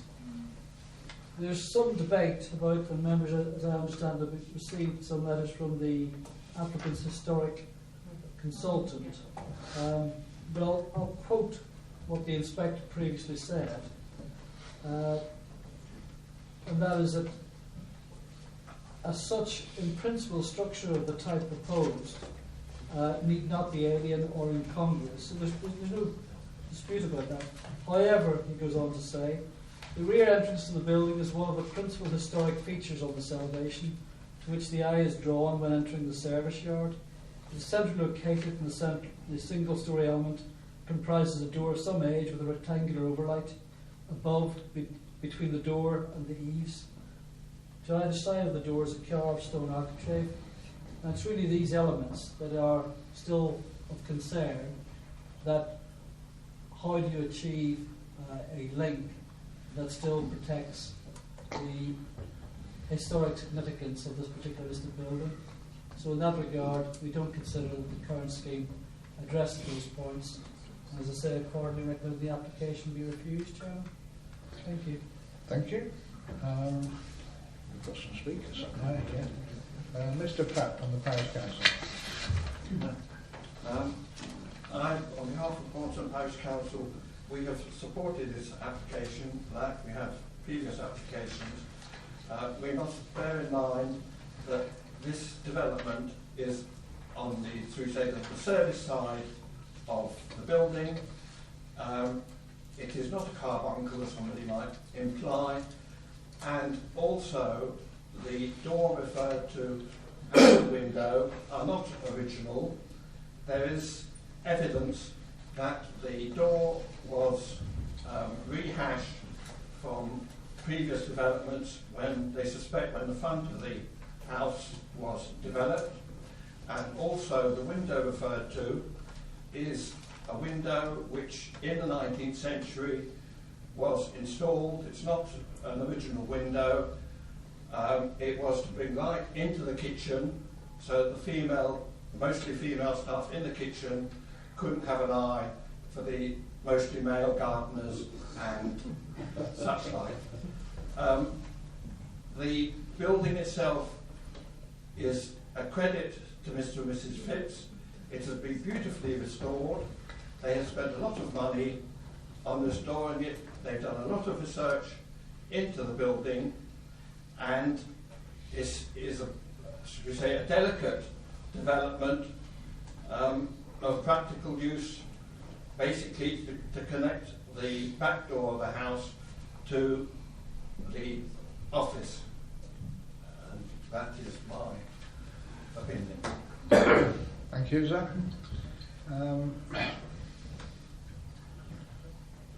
We've got Mr. Curry, agent next. Thank you, Mr. Chairman, and members of the Planning Committee. This application has been submitted following the outcome of an appeal for the proposal, which, whilst acceptable in principle to the inspector, was dismissed due mainly to an error in the drafting of the survey drawings, where the fanlight over the external door was omitted. This came about due to the inaccessibility of the elevation prior to the removal of the later 20th century additions. The drawings have now been updated. Accompanying our application before you tonight is a report by Ian Soden Heritage Services, who has had continuous involvement in the refurbishments at Bradborough Hall. As Ian Soden's report confirms, this aspect of Bradborough Hall was the service side of the house, as you can see from the photographs, and not exposed to the public realm. As opposed to the principal elevations to the south and west, and as such little overall consideration would have been given to the fenestration of this part of the building, and indeed, as he advises and illustrates in his report, the back door and the construction of the surround would have been from reclaimed materials from elsewhere. The design of the proposed link, nevertheless, is as simple as possible so as not to detract from this much improved elevation. It proposes the smallest aluminium frame sections possible and in the same colour as the restored lime render to minimise the impact of the link, which is also necessary to provide access from the house to the restored farm office. Glass consultants who have vast experience in designing similar structures of this kind for listed buildings have been engaged to work with ourselves and the applicant, and only very high quality materials are proposed. In effect, this link could be considered as temporary. It will cause no permanent damage to the fabric or structure, but it is there to provide protection to the original back door, which, not being previously exposed, is now very vulnerable to the weather and unlikely to survive in its current condition unless suitably protected, nor is it particularly secure. The conservation officer is objecting to the connection of the link across the kitchen windowsill as being awkward. You will note this is also referred to in Ian Soden's report and during the earlier incarnation of buildings in this location. Nevertheless, a LED flashing would be a normal method for this connection. Any other more complicated system, in our view, would probably look more awkward because of the relative simplicity of the building. Finally, Mr Chairman, approval of the application tonight will enable the applicants to manage both the welfare of the house and the farm far more efficiently, allowing both the farm and the house to function together as originally intended, and something we hope you will be willing to support. Thank you. Mr. Curry, members? No local member. Councillor Evans. Thank you, Chairman.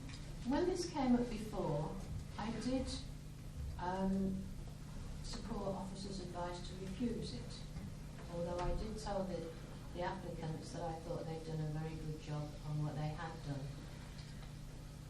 Seeing as it keeps coming back and coming back, I've looked through the previous applications and this one. And now I've changed my mind, and I'd like to propose that we it is you saying that, is it, Councillor? I'd like to propose that we approve this application. Right, do you have a seconder? And a planning, there's two there you can choose from. And a planning reason why? Partly, as it says, it will cause less than substantial harm to this building. We've passed wind turbines with that reason, and I think that's enough. With the amount of work that they have put into it, this will cause less than substantial harm. Okay. Apparently we need an officer's input now. Again, the actual test in the MPPF is that where less than substantial harm is caused to a listed building, you must weigh that harm, apply considerable weight to it, but weigh that against the public benefit. The question, therefore, for members is to consider what the public benefit of these alterations are in terms of weighing that less than substantial harm. The alternative is that members disagree with the advice of the conservation officer and do not identify any harm to the listed building. The issue here is, as I say, the principle of a glazed link was not ruled out by the inspector, but equally the inspector dismissed the appeal because it wasn't demonstrated that that link could be provided without adverse impact on the significance of the heritage asset. In this case, the rear green door with the fan light above. The issue that you have is the fan light above, the gap between the fan light and the slate is such a narrow gap that there's a question as to whether or not we can accommodate the lean-to in there, or how you can accommodate that lean-to without damage to the fabric of the building. Now, if members judge that based on the submitted drawings that can be accommodated, you're perfectly entitled to do that, and you're perfectly entitled to judge that there isn't harm, but obviously that would be against the advice of the conservation officer.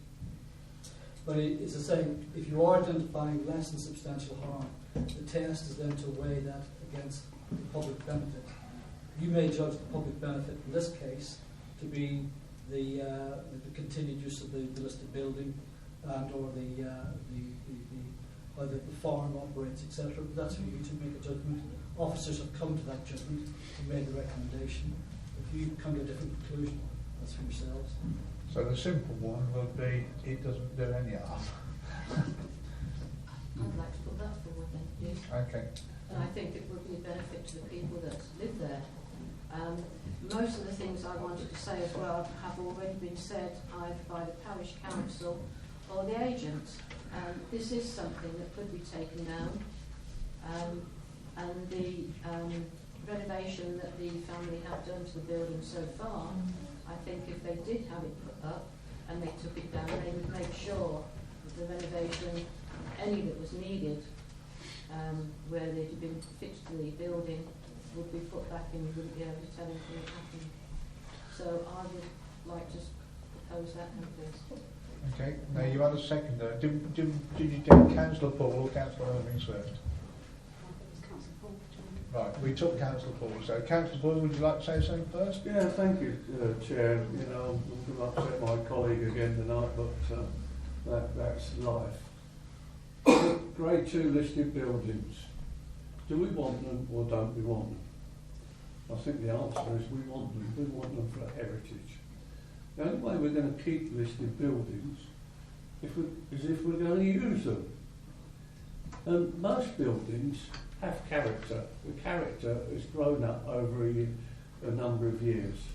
If we look at some houses, they could be Flemish bond, English bond, hedges, dresses, whatever. This building has had extensive renovations, tastefully done. The removal of hideous hodgepodge bits of building on the outside have actually enhanced the building. And if we go back to the previous slide, the biggest problem that we have if we're going to do a drawing, can we go back to the previous slide? If we go back to that one, the problem that we have is that how do you draw glass? Well, the answer is you make it blue. Now, the only detriment to that building is that, yes, I suppose the uprights and the horizontals on there could be a little bit more decorative in keeping with the window above, which would make a little bit more sense. However, it doesn't detract from the building behind the glass. Now, we've already heard the local parish say that this is in the service area. The beauty of the building to the general public is at the front facade, and I think the occupants have done an absolutely splendid job. This building will go on forever. I used to believe that, Councillor Paul, that the beauty is in the front, but it also, it is the whole building, and it can be the back of the building and the side of the building. Well, yeah, I agree with you, Chairman, but the beauty is also in the eye of the beholder. That's right. Councillor Frenchman next. Thank you, Chair. I think that one of the reasons I'm not convinced by this is that there is no public benefit, it's all private benefit. And I have to say that the risk of sounding exceptionally flippant, let's buy them an umbrella and they can walk. What mainly concerns me is that there is, as I understand it with this application, there is no detail of how the window and the door are to be treated and dealt with. And I think that is a crucial point that is missing from this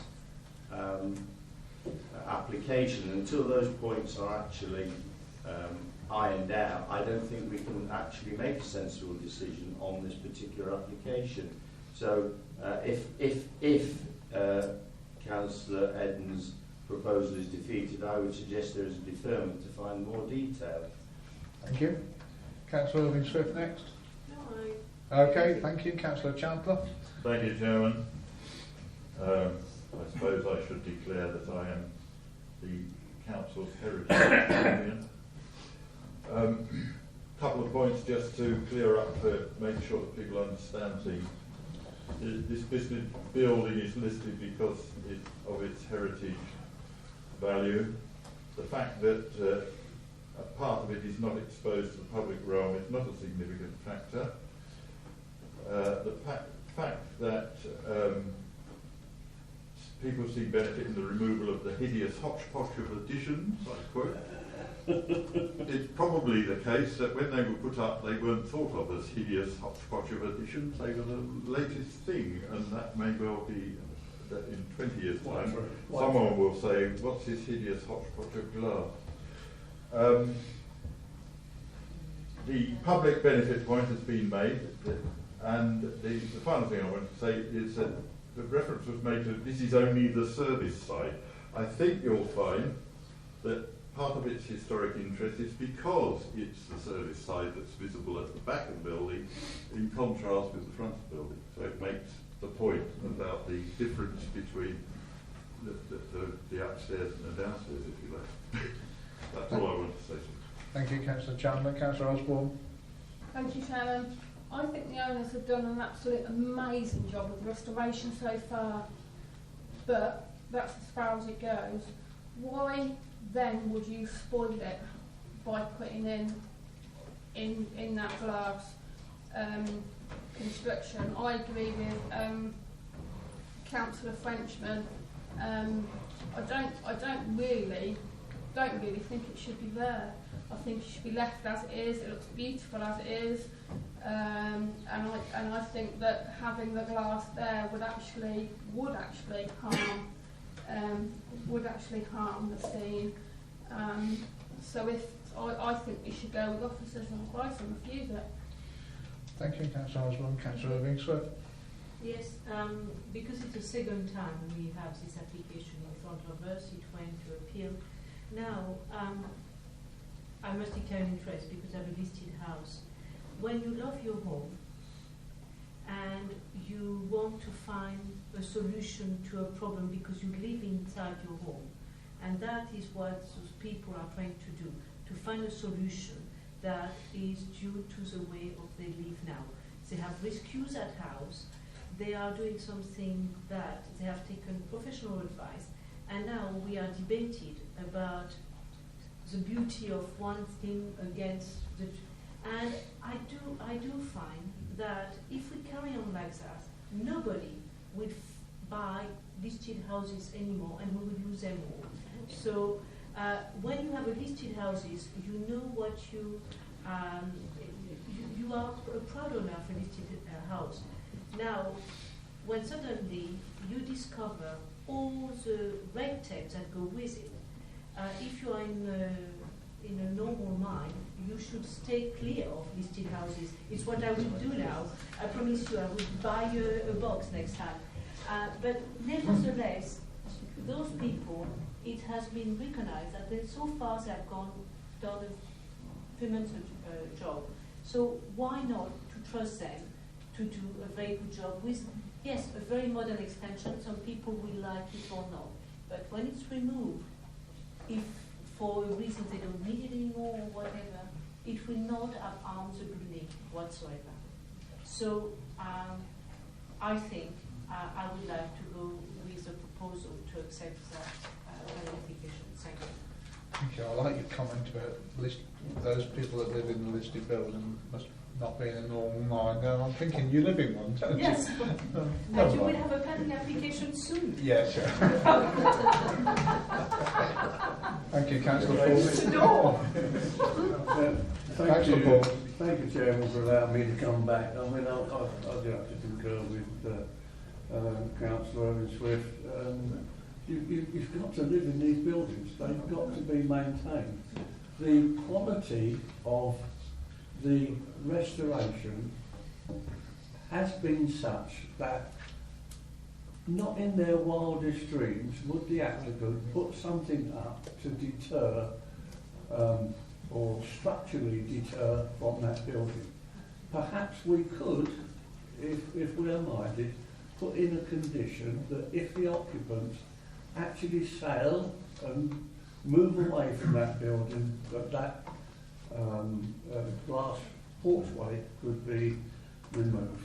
Apparently you can't do that. We can't. Well, thank you, Chairman, but in which case then I would suggest we should strongly approve. Through you, Chairman, existing occupiers of buildings are merely custodians of those buildings. And the last speaker, Councillor Luke, before we go to the vote. I think it would be better to defer it and agree with officers' advice this time, because I don't think we are sure that if it was removed, it wouldn't harm the building, and we're not even sure that putting it up may not harm the building. So I would agree with Councillor Frenchman. Okay. Well, I'm going to go to the vote now. I think you've had a couple of goes. Yes, very quick. Yes, the officer says something that we are custodian. But I remind, some people buy a house, it's not listed, and because somebody comes along and decided it's a monument, it's listed. Unfortunately, a lot of us, and I would love to have my house delisted because it's just a Georgian plain house, and it was a lot like that, and it's still a lot like that. So to say we are custodian, we take that, but some people are not just custodians. Some people have had that imposed on them. Okay, so going to the vote now, we've got a proposal that the application it should be approved, and it's been seconded. Those in agreement, please show. 8. Those against? 1, 2, 3, 4. Oh, no, 5. Right, the application is approved. Conditions. Right, the conditions. It's not built. No, unfortunately, we can't get to the opposition to ask for the conditions. Councillor Eden, what conditions do you want? New proposer. Sorry? Yeah, it's all right. Eamon will suggest. As indicated, the crux of this particular issue is the relationship between the overlight and the slate roof. So I would suggest that there's a need to provide full detailed drawings of that, how that's going to work prior to the start of any work on site. Simply to understand how the leading and the waterproofing of connection between the extension and the existing house is going to be achieved without detriment to the fabric of the listed building. And similarly that should apply to the lead work that's required to the side, either side of the lean-to, particularly in respect of the elevator that you see in that particular drawing. Again, it's understanding how the fabric of the building will be retained and respected without detriment. Are you happy with those conditions, Councillor Adam? Yes, yes I am. But can I just ask something? I know it's not a condition, but is there any way that our conservation officer can work with the couple to make sure that I think I might be able I can give you a very short answer to that. Is the conservation officer is employed to provide a service in terms of ensuring the listed buildings are and alterations to listed buildings are to the highest standard. So the answer will be the conservation officer will ensure that those conditions are complied with. What concerned me a little bit was in the application form for this. It must have been the one they put in before, dated 27th of the 8th, 2013, pre-application advice. It says, we attended a pre-application meeting on site with the conservation officer. For the date of this application, no formal advice has been received. Now, that doesn't sound as though they were working together. This might have been sorted out before, if it had been. To be honest, Mr. Chairman, this isn't the forum to discuss what's happened in pre-application advice. As I understand it, the applicants and the conservation officer have been in detailed discussions. In fact, can you just pull up the to the effect that some sketch drawings were done and submitted by the applicants to address the issue with regard to the side window. They don't currently form part of the current application. So I can't offer comment as regards pre-applications.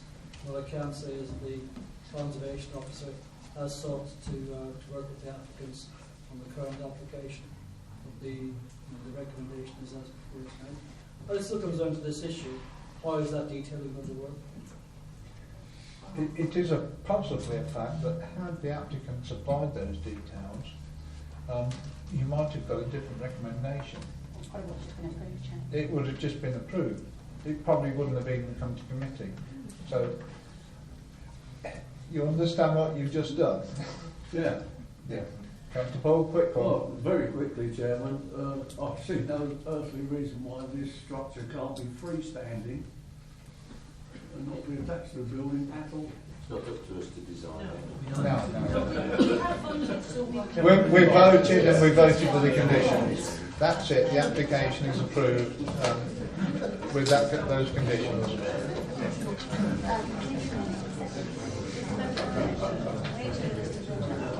Right, now we've got the second one now. We've got the second half to vote on, which is the listed building one, which is probably a formality.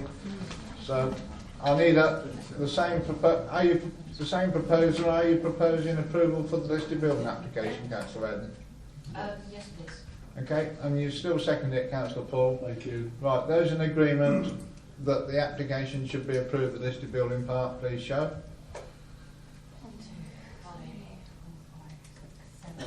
Right, and those against? Yeah, 7-4. Okay, the listed building part is approved as well.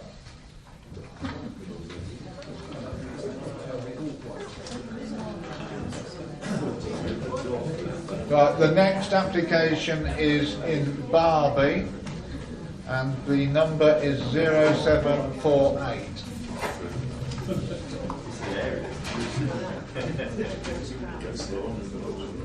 Louis. Thanks, Chairman.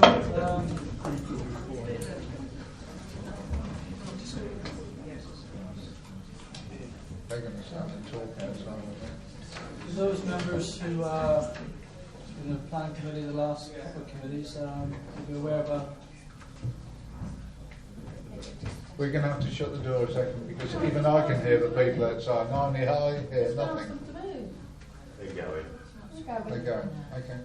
I'll leave it open then, Carl. Yeah. Right, sorry, carry on.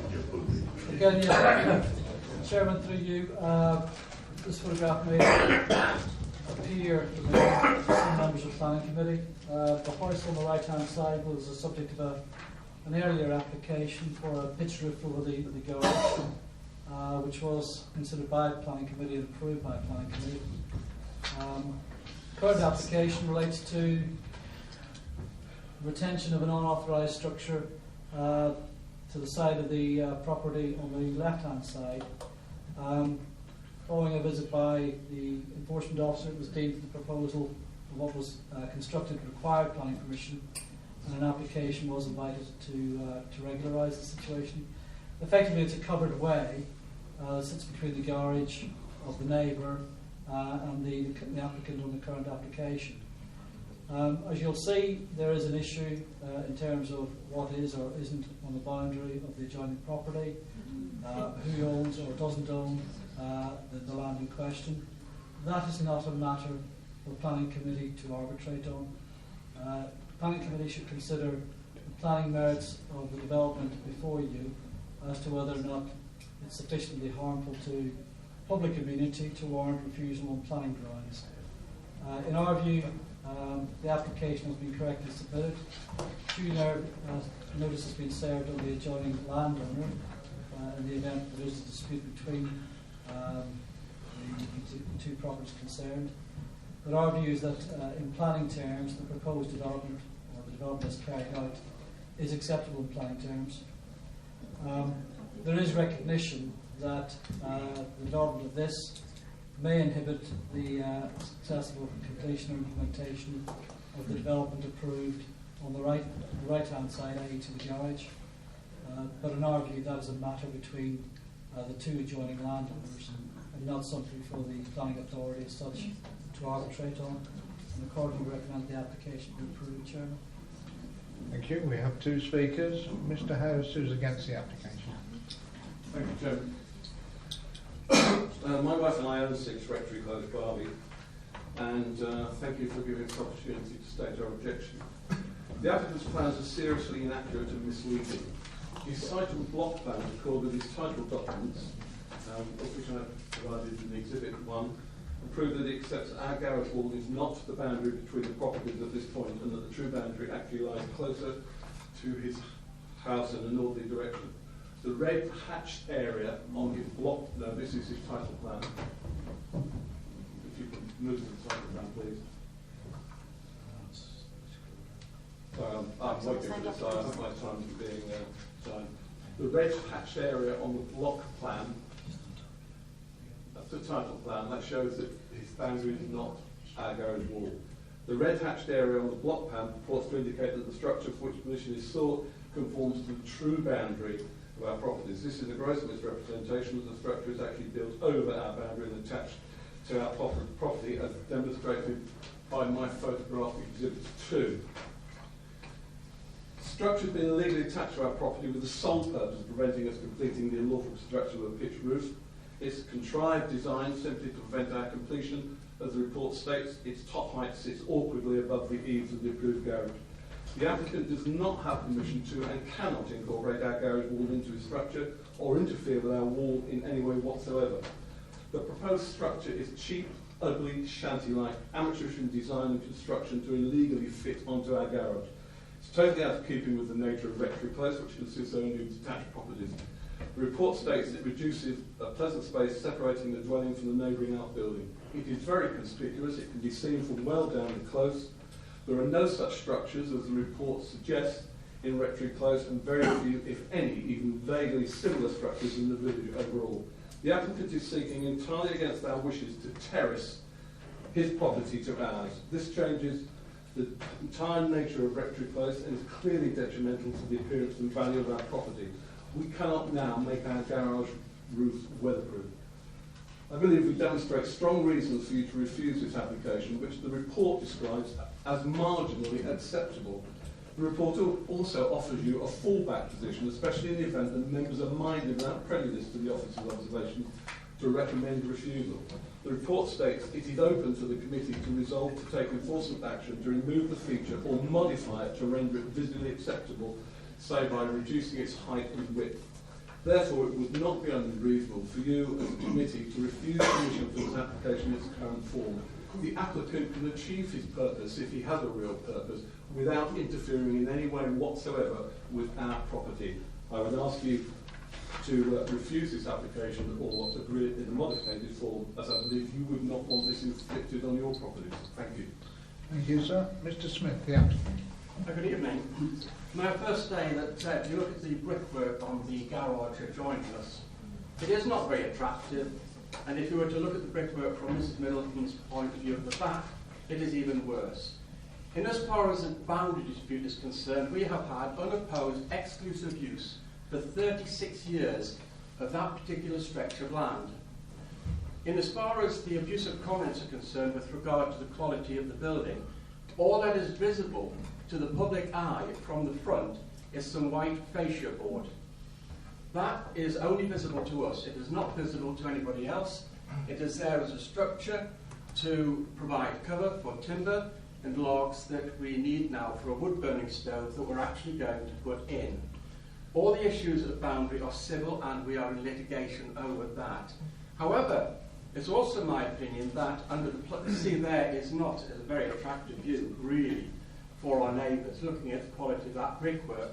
However, it was my planning colleagues' view that because it is a side extension that directly attaches to the structure and the eaves height is not in excess of 3 metres, that the planning portal itself meant that we did not necessarily have to go for planning permission because of this particular feature. Now, I went for planning in order to fulfil due diligence in the sense of following the same path. But under the planning portal, I would state, because it directly attaches to the side of the structure, the eaves is not higher than 3 metres, and it is exclusively self-supporting, entirely within our boundary line, that the planning is legitimate, and we hope, as I say, that is not visible to anybody other than us. Nobody sees that, not even Mrs. Middleton at the back can see that. That's exclusively visible to us. The front, we have the plastic fascia board, and in the summer we will be having hanging baskets which will decorate it and make it look attractive. We are at the top of the cul-de-sac, very little pedestrian, very little vehicular access. The land registry plan showed, if you scroll it down, says these are approximations and should not be used as scale drawings. Also, the existing fence line, the existing front structure edging of our garden are exactly parallel with the wall. So I just don't understand how there can be any dispute over the boundary. The fence line has been there since the house was built. The perimeter edging of our garden has been there since the house was built. And the garage wall is exactly parallel with both. But as I've also said, from a legal point of view, we've had 36 years of unopposed use of that particular stretch of land. So on the basis of the planning portal and my comments, I hope that you will support the council planning department and grant planning permission. Thank you. Thank you. Local member. Sounds like you've got a good one here, Councillor Lawrence. Indeed. You've heard, committee, that this is an ongoing boundary dispute. which doesn't bear upon the merits of the planning application. What I can say about the planning application is that in fact there are about 3 houses at the top of the cul-de-sac which can see a little bit of the work that is being done in this case. What you don't know is that in fact the whole of the parish council, myself included, have had a complaint laid against us to the monitoring officer for breaching the code of conduct over these particular applications, or over the first of these applications. And for that reason, the parish council chose not to make a comment but asked for it to go to the planning committee, so that in fact both applications are dealt with in the same way. And for the very self-same reason, I myself would ask you simply to go by the planning officer's recommendations. Thank you. Thank you, Councillor, very much. Members, Councillor Paul? Can I have clarification, please, Chair? The structure has a fire certificate, and the applicant's garage, is that the one with the London flattens above the garage doorway? That is the neighbour. Yes. Right, okay, thank you very much indeed. Chairman, fire certificate isn't relevant to planning. Sorry? The fire certificate, whether or not it's got a fire certificate, is not relevant to planning. Right, okay. Councillor Fletcher. Could the officer just answer why this wasn't dealt with under permitted development? I think the simple answer is the enforcement, the senior planner who visited the site concluded that the development is carried out exceeded the permitted development rights, and therefore invited an application. We've clearly heard the applicant suggest that it doesn't require planning permission, and it's perfectly entitled to submit what's called a lawful development certificate to demonstrate in law why it doesn't require planning permission. Instead, we have the application before us, which we have to judge on its planning merits. I would suggest that in the event that members refuse permission and authorise enforcement action, that an inspector would first address the question of the need for planning permission or not, in any subsequent debate. So yeah, it's one of those. It's a matter of interpretation, but the officer who's written the report has judged the proposal to exceed PD rights, invited an application. That's what's before us this evening. Thank you. Councillor Irving-Smith. Yes, I would like to propose that we go with officer advice. I find it amazing that when you have neighbours, how difficult it is to reach that sort of animosity. When we can agree it's not very nice, we can agree that the garage is not very nice, we can agree with a lot of things. But please, for the applicant and his neighbours, try to find a compromise and live your life, because for us to spend time to debate about the merit or not of some things that architecturally, in both cases, the garage or that, is not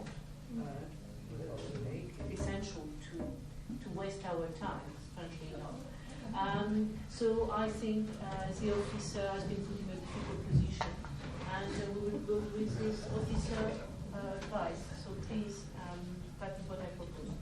I think I must say that this planning committee doesn't waste it.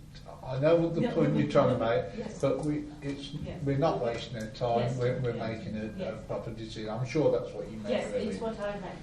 We've got Councillor Osborne, then Councillor Paul. Thank you, Chairman. Oh yes, sorry, I do apologise. Before Councillor Osborne, do you have a second now? Councillor Randall.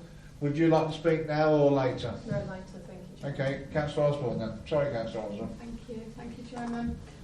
Looking at it, I actually don't think it looks very nice at all.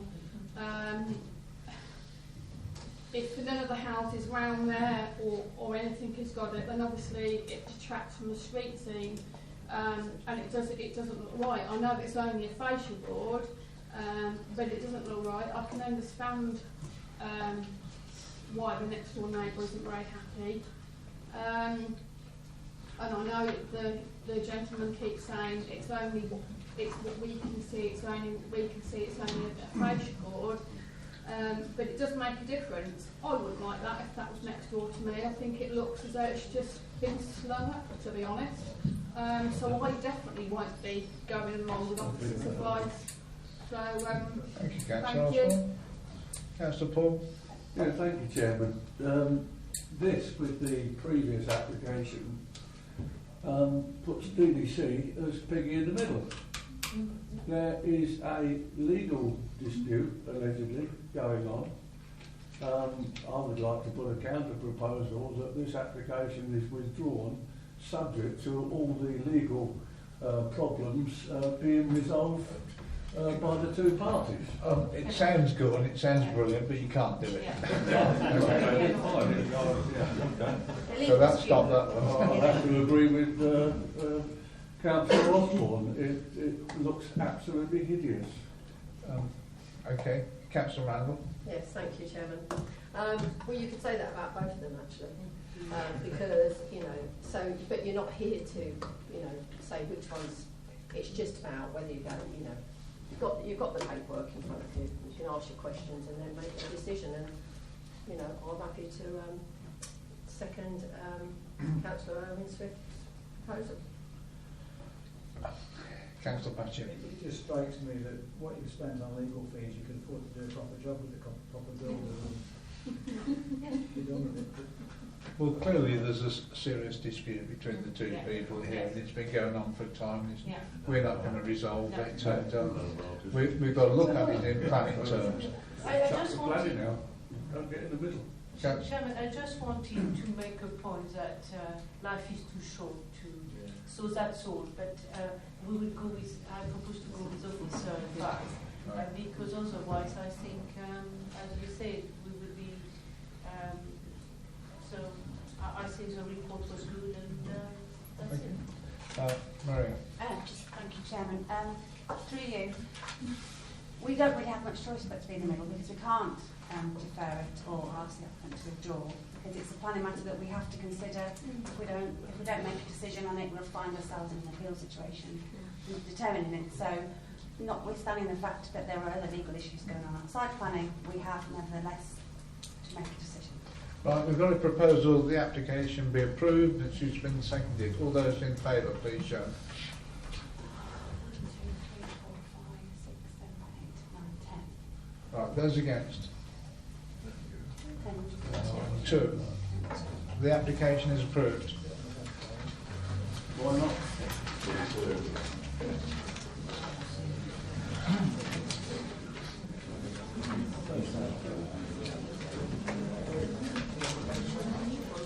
The next application is in Crete and 0750.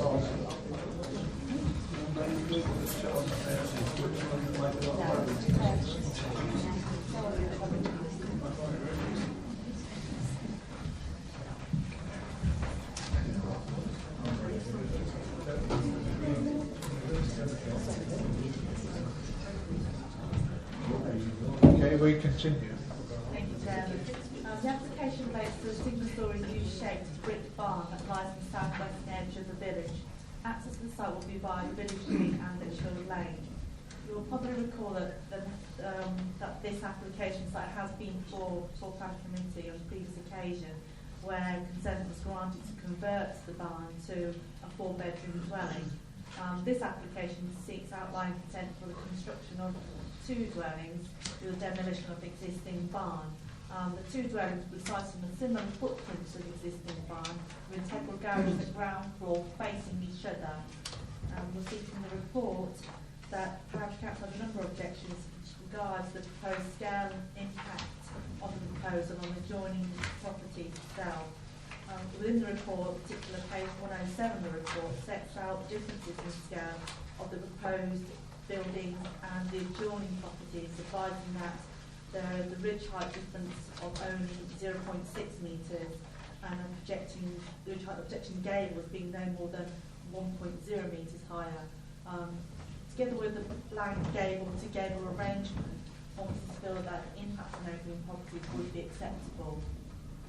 Under the umbrella of policy in GN2 is also a requirement to consider the highway impacts and you'll see from the report that the County Council offers no objection to the proposal, as it meets their threshold of maximum 5 dwellings being served off a private drive. And there are some concerns regarding the construction traffic. However, Officer Furler said there is sufficient room within the site for loading and unloading of vehicles. And furthermore, the imposition of a construction management plan would also ensure that traffic is properly managed at the site. Bearing these matters in mind, officers feel that the proposal is acceptable and recommending it for approval. Thank you, Chairman. Thank you. Members? Choose no hand. Councillor Barrett. I saw the pen go up. Thank you, Chairman. Powerful pen. Yes, Councillor, I do know this site well in Litchfield Lane. Prior to this, there was, quite rightly, in January this year, members might remember a different application coming up for the same site, which I strongly objected to. And it was approved by the committee, so be it. But the point is, this site has already got planning permission for residential use. I think that's a key importance here. Now, I've got very strong empathy with the view of the Parish Council at Creedon. They've got a very good record of caring for their village, and I'm sure their views are indeed heartfelt. So why am I taking perhaps a different view this time to what I did last time?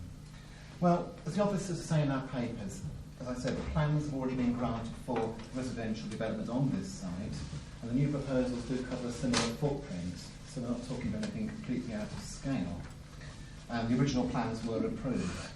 Now, the tree preservation order on one of the trees, and again, members of this committee will know how we usually protect trees by fencing them off and so on, and that protection is inherent in the recommendations by the officers. I can't see, having looked at the tree, I can't see any reason why that should be changed in this particular instance. It seems quite adequate protection to me. Access and the repair of the road, as the officers quite rightly said, isn't in the remit of this committee. But as far as the number of vehicles using it, it falls within a highways agreement. In fact, I think we have one more house there and how highways will still be happy with it. So there's no objection there. Ridge height, it might only be 0.6 metres extra height. I would take issue with the ridge height. But again, the previous permission has said it's, because it's got previous permission, it's regarded as being part of the village confines. Now, if you like, the fact it's got permission to push the village confines out further. So I can't even argue it's not in the village confines, it's outside those confines. It's, as the officers have said, inside the confines. It's outline permission we're looking for, so there are issues the parish council is concerned about, such as materials, layout and so on. That another time is possibly the right time to talk about that sort of detail. We have got a lack of 5 years land supply, and so I think this application is really to do with balancing out the good versus the harm. Notwithstanding my complete empathy with Creedon Parish Council, I can't see any overwhelming planning reason to move the balance towards refusal from the presumption of building in this particular case. Now, if colleagues can find just reasons or planning reasons to object, I'll be only too pleased to change my views, but at the moment, that's how I see it, Chairman. Thank you, Councillor. Good presentation as well. Councillor Pritchard. Can I propose acceptance, proposing officers' advice? Okay, do you have a second? Thank you, Councillor Chancellor. Can I speak to him? You can, I'm sure you will if I say no anyway. Just to point out for benefit members that yes, planning permission was granted to convert the barn, but now it wouldn't have needed it anyway. Yeah. Okay, we've got a proposal that officers advised to approve it be accepted, which has been seconded. All those in agreement, please show. Unanimous. Yes, unanimous. Thank you. The application is approved.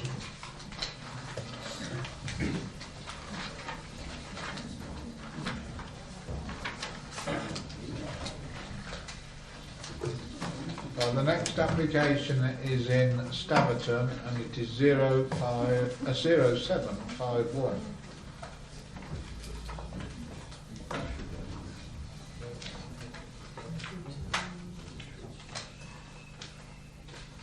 Thanks, Chairman. The property is a relatively modern dormer bungalow in the centre of of Staverton.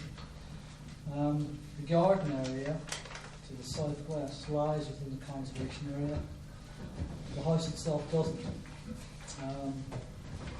Although the application is described as a single-storey extension to front and rear, upon the site visit and set out in the officer's report, the rear extension, in the officer's view, is actually capable of being permitted development, i.e. it doesn't require planning permission and can be erected without further recourse to the council as local planning authority. That leaves the front porch, or the front extension, as the matter which is before the planning committee this evening to consider. That part of the site fronts onto the main street. It isn't within the conservation area, though it is visible. In our view, although it's larger than the existing porch it replaces, the proposed extension wouldn't adversely impact on the street scene or the amenity of neighbouring properties. And accordingly, we recommend the application be approved, Chairman. Thank you, Eamon. We have a speaker, Mr. Wilkes, against. Good evening, Mr. Chairman, members of the committee. I live next door to the proposed stone cottage, as it's called, in Lantern Cottage, which is on the corner of Glebe Lane and Copper Lane. The view that you're seeing at the moment is the courtyard at the back of my property. My courtyard is about 5 metres square. You can clearly see on the right hand side the rear part of the stone cottage, and in the far left hand corner that's the end of my garden at the back. I think when you look at that particular view, if you see where the sunroom, as they call it, is going to extend, the wall will go to the top of where the stone is, and there then will be a pitched roof above that. You might want to imagine yourself sitting there in the summer in a private garden, but then all of a sudden you find yourself facing quite an impressive building that will extend more or less the length of that garden. It's not a particularly, it's not a site that I particularly want to see. And I think when I first came into Staverton in 1997, strangely enough, both Stone Cottage and Lantern Cottage were both available. I could have bought either one. I chose, or my wife chose, if I'm honest, Lantern Cottage because it's in a conservation zone. Stone Cottage was built apparently 20, 30 years ago with a view to it being sympathetic to the conservation zone, even though it's not within it. It's since undergone an extension to go from 4 bedrooms to 5 bedrooms, and now we've got a proposal to extend the building both at the front and the back. And you can see from my photograph and that plan that in fact my cottage is the one on the left, is that in fact Stone Cottage extends beyond the back of my cottage, so the plan is actually inaccurate. But enough about that. I really do feel that that is going to be quite an imposing structure on the back of my property in the very small garden that I've got at the back. My feeling about the front, which I also feel that it's important to show, is that whilst it's not in the conservation zone, it's actually surrounded more or less by properties that are of a certain age. My property is probably 200 or 300 years old. And the development that is being proposed at the front with the large porch and the large windows makes a mockery of it being in the middle of a conservation zone. You can see where it is now. The property on the left-hand side is a period property. There's a couple of newer bungalows there. Could you sum up now, please, sir? Yeah, okay. I'll leave you to discuss that. Thank you very much. Local member, Councillor Matchett. Yeah, thank you, Chairman. I have to say that I have every sympathy with Mr. Welks. As the officer said, the rear extension is permitted development, and without the front porch, you could go and build it anyway. It would be perhaps nicer for his neighbour if he moved it over a bit so that there was better light. It's something that perhaps they can discuss together. Excuse me. And I would encourage that. With regards to the front porch, I mean, it's really not much bigger than the one that's there, and there's a front driveway out there and a small lane, so it's not going to impact on any of the parking or any of the access for the vehicles. And this particular house is a newish house. It's not part of the conservation area, as you've heard. So I've nothing further to say, Chairman. Thank you, Councillor. Councillor Irving.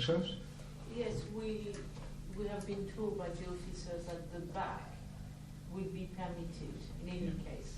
So we have just to discuss the front. And frankly, no, it's not pretty, but I would say that is a 1990 house with no particular beauty either. So a carbuncle more or less, there is where I stand. So sorry for that comment. I think you wouldn't say what you think, Councillor. She's sitting next to me. It's from Any more comments? If not, we're in a difficult position, because clearly it does have an effect on the back. But there's no reason to refuse it, because it's, in an officer's view, he's got permitted development to do it anyway. That's the difficult reason. So the committee can't do a lot about that. Yeah. Right, I need a proposal from you, please. Yes, I'll propose, Chairman, that we go with officer advice and approve the application. And you're going to second it, Councillor Irving, sir. Right, all those in agreement with that proposition, please show.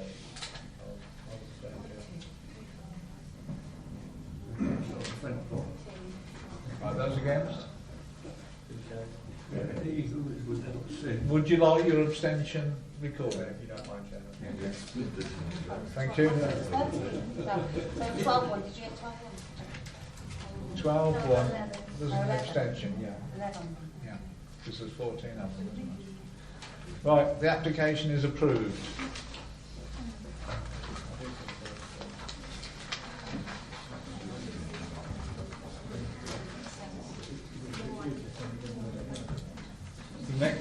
The next application is a few miles away, but not too many.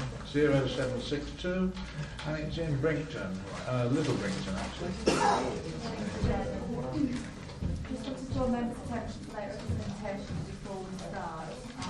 There's been some questions from the agent and also some further letters from the neighbours raising objections regarding concerns of overdevelopment, development out of the confines of the village, concerns regarding car parking, drainage, and the method of demolition and construction of the proposal.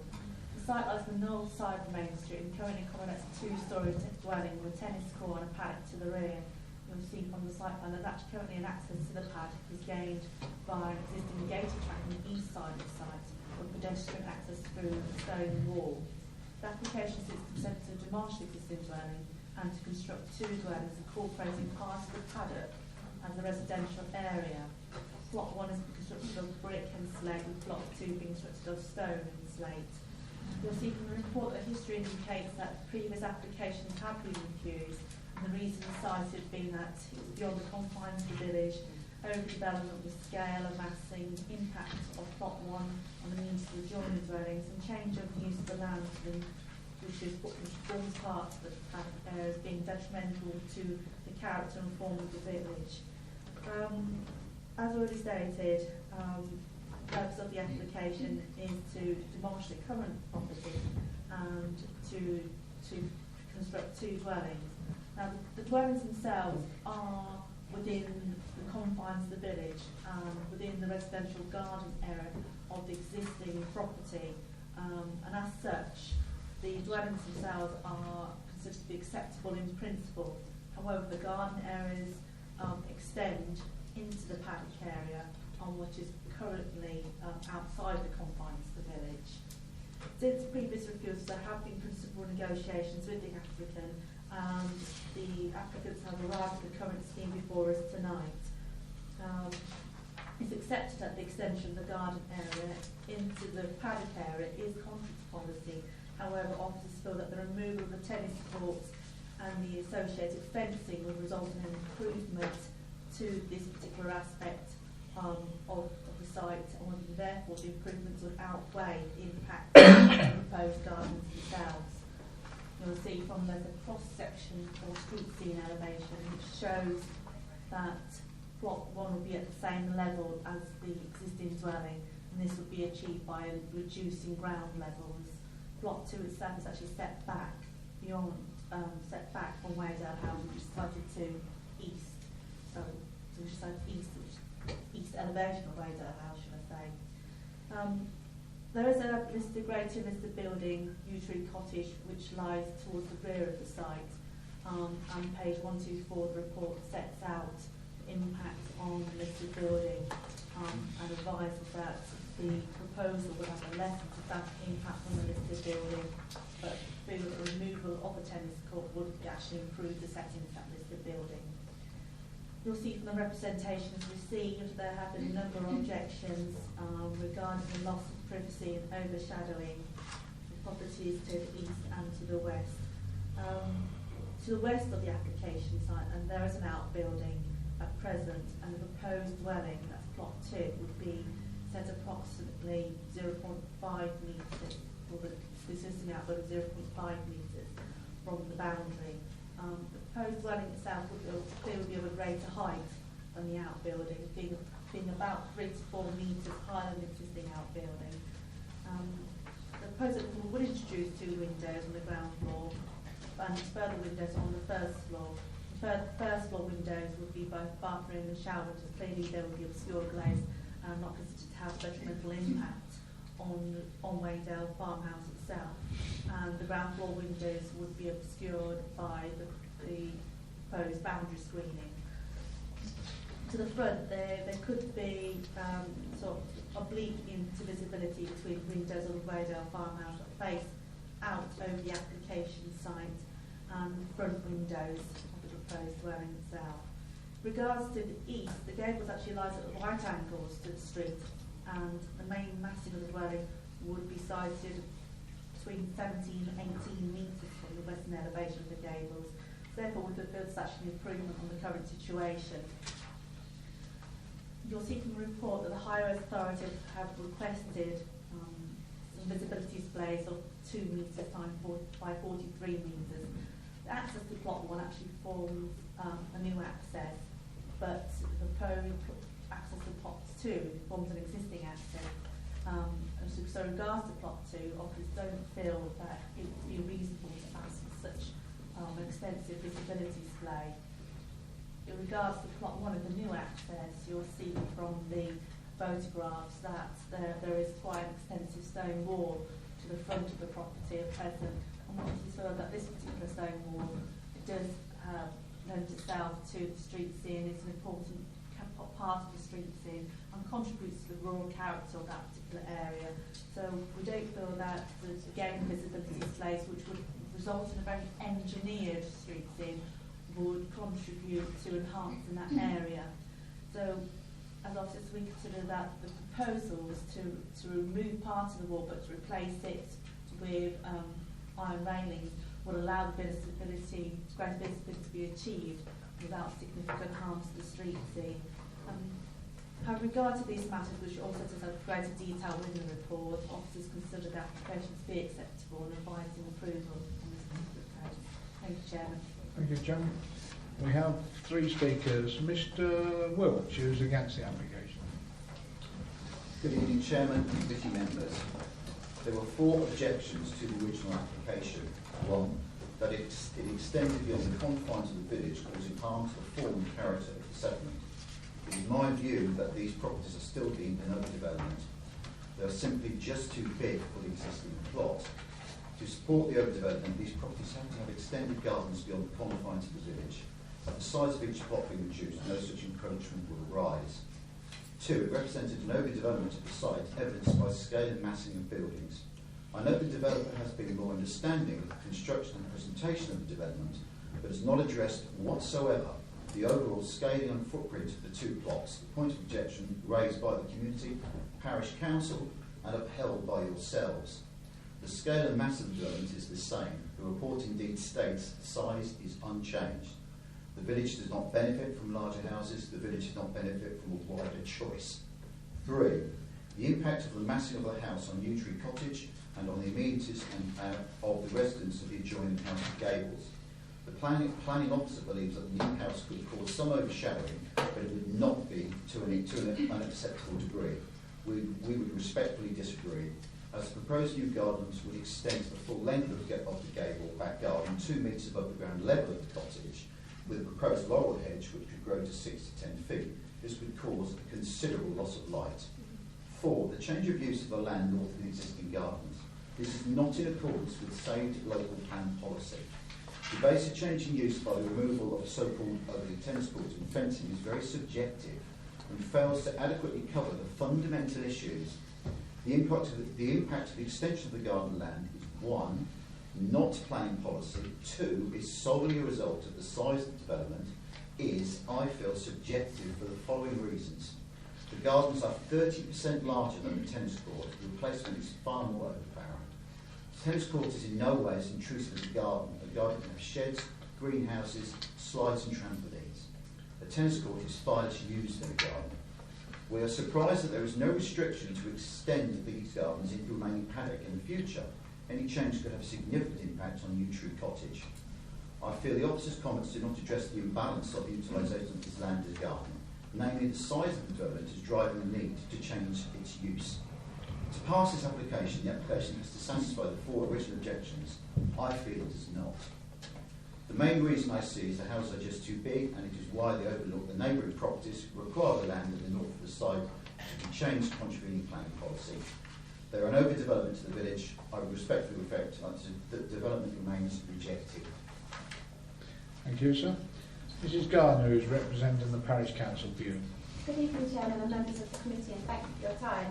I'm here to represent the views of Brinkton Parish Council, who are disappointed to see this application recommended for approval. I'd like to start by just confirming that the parish do not have a no-build attitude and welcome sympathetic, high-quality and inclusive proposals which will enhance the vitality of the local community. In relation to the application before you, Mr. Wiltsh has already highlighted fully the broad range of issues, particularly the applicant's failure to address the many reasons for refusal in the original application, and so I'd just like to put in context the parish's concerns, particularly with regard to scale and massing. Little Brinkton is characterised by a range of house types in terms of style, age and size. However, what is true is that the general massing and scale of properties is conservative in nature. The greatest proportion of houses within the village have an external footprint, including the garaging, of between 100 and 120 metres squared. Indeed, even the largest existing houses within the village have external footprints of only approximately 230 metres squared, and of these there are only around 4. Again, including garaging for comparison, the 2 properties proposed as part of this development have approximate footprints of 240 metres squared. This is significantly larger. In fact, it's over double the size of the average house type, and in excess of even those few largest houses already existing. This is in fact a scheme that would be more appropriate in Golf Lane in Brampton than Main Street, Little Brinkton. In order for the site to satisfactorily accommodate the proposed scheme, it's been necessary to incorporate part of the adjoining agricultural land to the north, which is classified as open countryside, to form residential garden land. This is my first experience of the site being made to fit the proposed scheme, rather than the scheme being designed to fit within the available area. It's a shame to see commercial gain in the form of the drive to increase square footage being put before the enhancement of the character, situation and the community in which it's situated. Putting this in a planning policy context, the planning officer in her committee report identified that there are several local plan policies which form a material consideration in the determination of this application. Each of these policies requires the office to have regard to the scale and massing of the proposed development in order to ensure that the proposals are in keeping with the character of the local area. HS 22 also directs that development should be located within the existing confines of the village. Bearing in mind the comparative scales identified above, together with the need to encroach into the open countryside, it's clear that this proposal in fact does not accord with the existing planning policy, and little has changed from a previous application which was refused by the planning officer to address those reasons for refusal.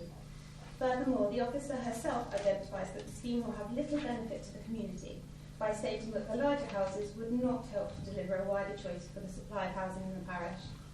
In conclusion, it's fair to say that the scheme presented does not accord with planning policy. It's overbearing in terms of scale and massing, and I therefore politely request that you refuse this application. Thank you. Mr Taylor is for the application. Thank you, Chairman. I act on behalf of the applicant in respect of this application and wish to place on record our support of the officer's recommendation for approval. The application has been prepared and amended to take into consideration all the previous concerns of the officers, and the applicant has cooperated fully to provide a scheme that is satisfactory in all aspects. As such, I ask you to follow your officer's recommendation for approval. Concerns have been raised in regards to scale, amenity, highway safety and the use of agricultural land. The street scheme plan provided with the application clearly demonstrates that the two proposed dwellings would sit comfortably in the street scene without appearing prominent or out of character. Indeed, the application represents two dwellings on a plot over 1 acre in size and represents the removal of one large 1970s property that is subject to subsidence. The layout and design of the proposed dwellings has been prepared in full consultation with officers to ensure adequate separation with neighbouring properties. Concerns have been raised by the owner of Waydale Farmhouse regarding the proposed window on the side elevation of plot 2. Should members share these concerns, then the applicant would be happy to accept a condition requiring this window to be obscure glazed. The highway authorities raised no objection to the formation of the proposed access, and there are no technical reasons raised to alter their view. The application proposes the removal of an existing tennis court in the rear paddock, with the floor area of the tennis court used to provide additional garden space to the rear of the properties. There will be a notable visual improvement from the loss of the tennis court, with the removal of a 3-metre high fencing that surrounds it. Additionally, a condition will ensure no buildings such as sheds could be constructed on these rear gardens.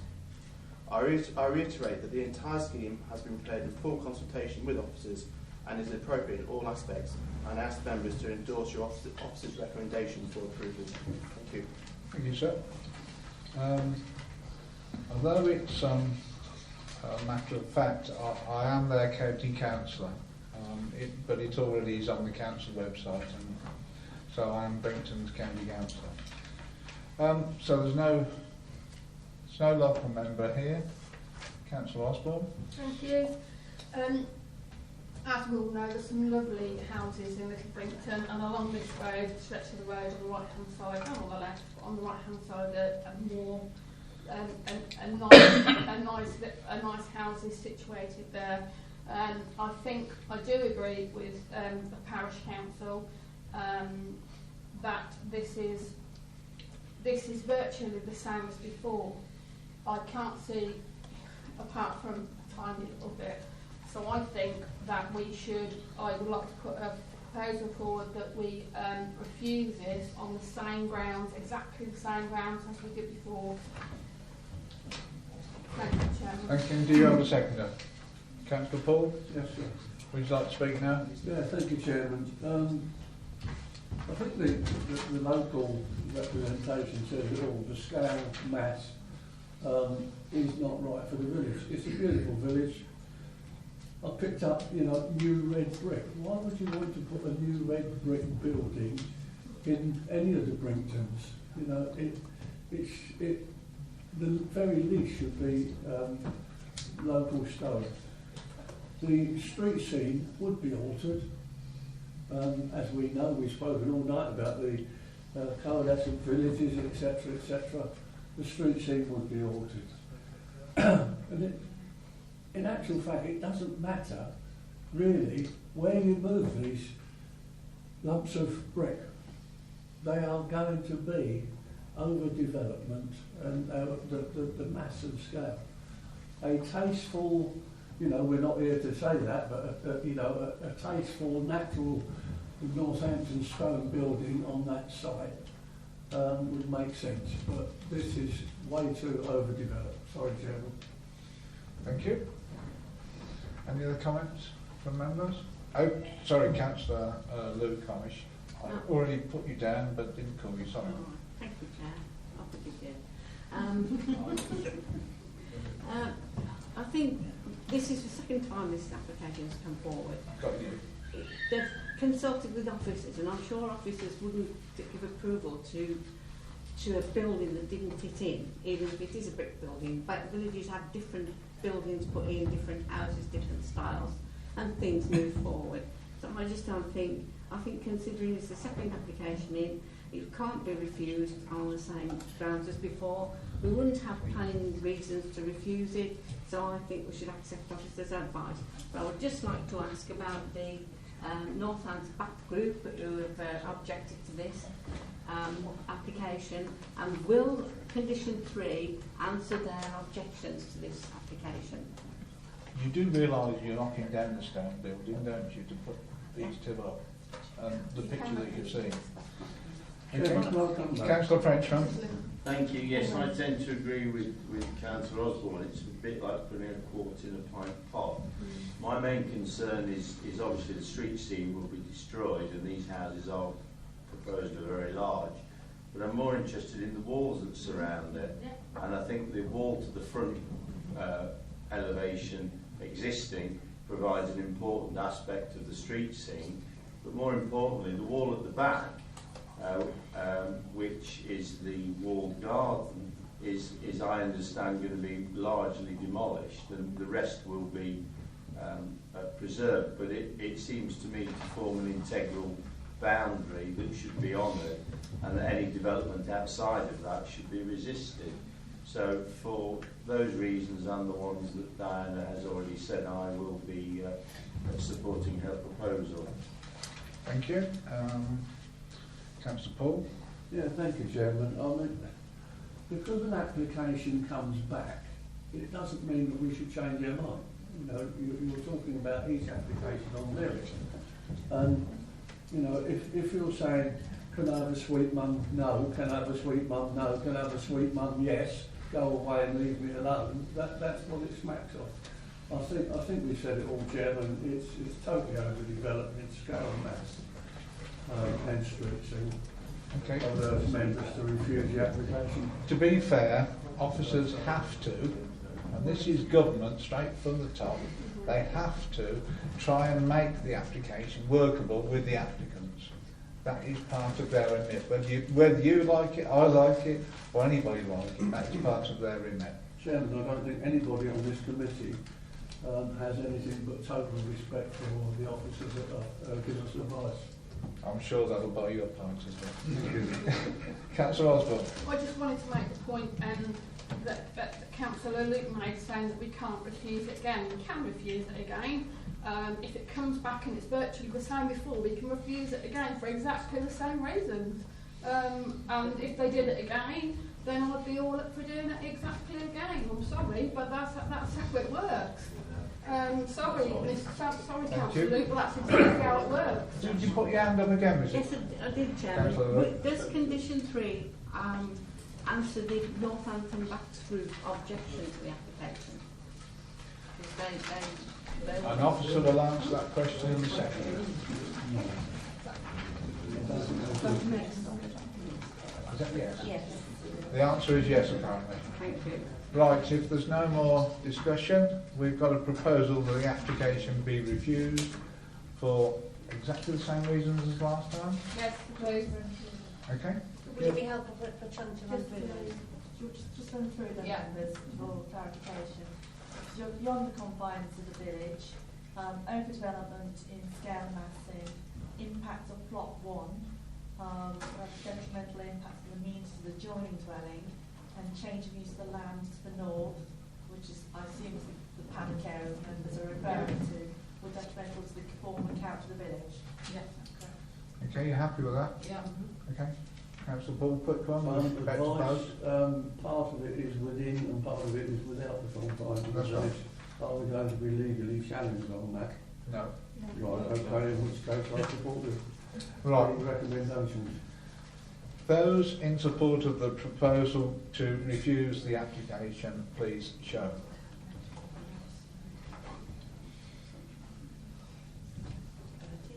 Right. Those against? One. Yeah. The application is refused for the given reasons.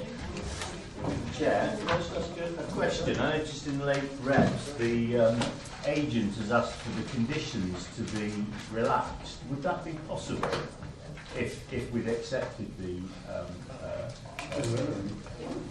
Not unless the officers change their mind, it wouldn't be.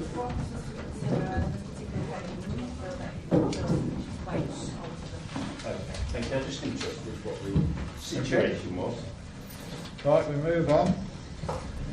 Looks like several people are on the way back to Brington. Sorry, Chair, to be nuisance. We'll have a break for 2 minutes while I go to the toilet. Well, Ooh. Oh! Well, don't we have to have a call at 9 o'clock anyway? 9:15. Oh, 9:15. I'll go on clear on it. Go on, sorry, not to It's not going to hurt. We'll have a break for 2 minutes now. Rinse the water back out. We won't see each other. I'm pleased with that. Yeah, that's a good time to say that.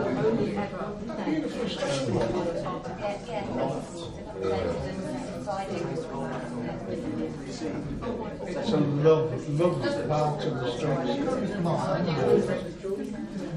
I went it's a lovely a couple of years ago on a Sunday morning. We've got yellow on there. Do you know, I reckon I'll walk be once. It's going to be 20 minutes. Half 9 to 8 now. I think it's going to be 10 to.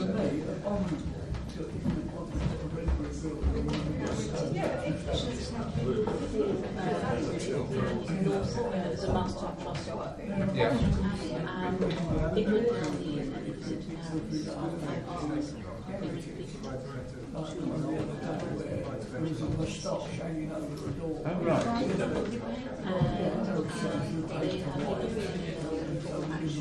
Good, good.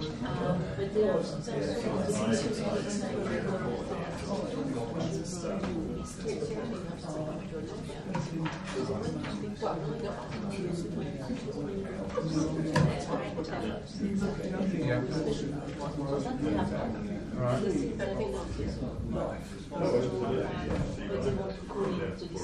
I believe that 2 of those members were predetermined application. They weren't going to change their minds at all. If I can be of any help in that,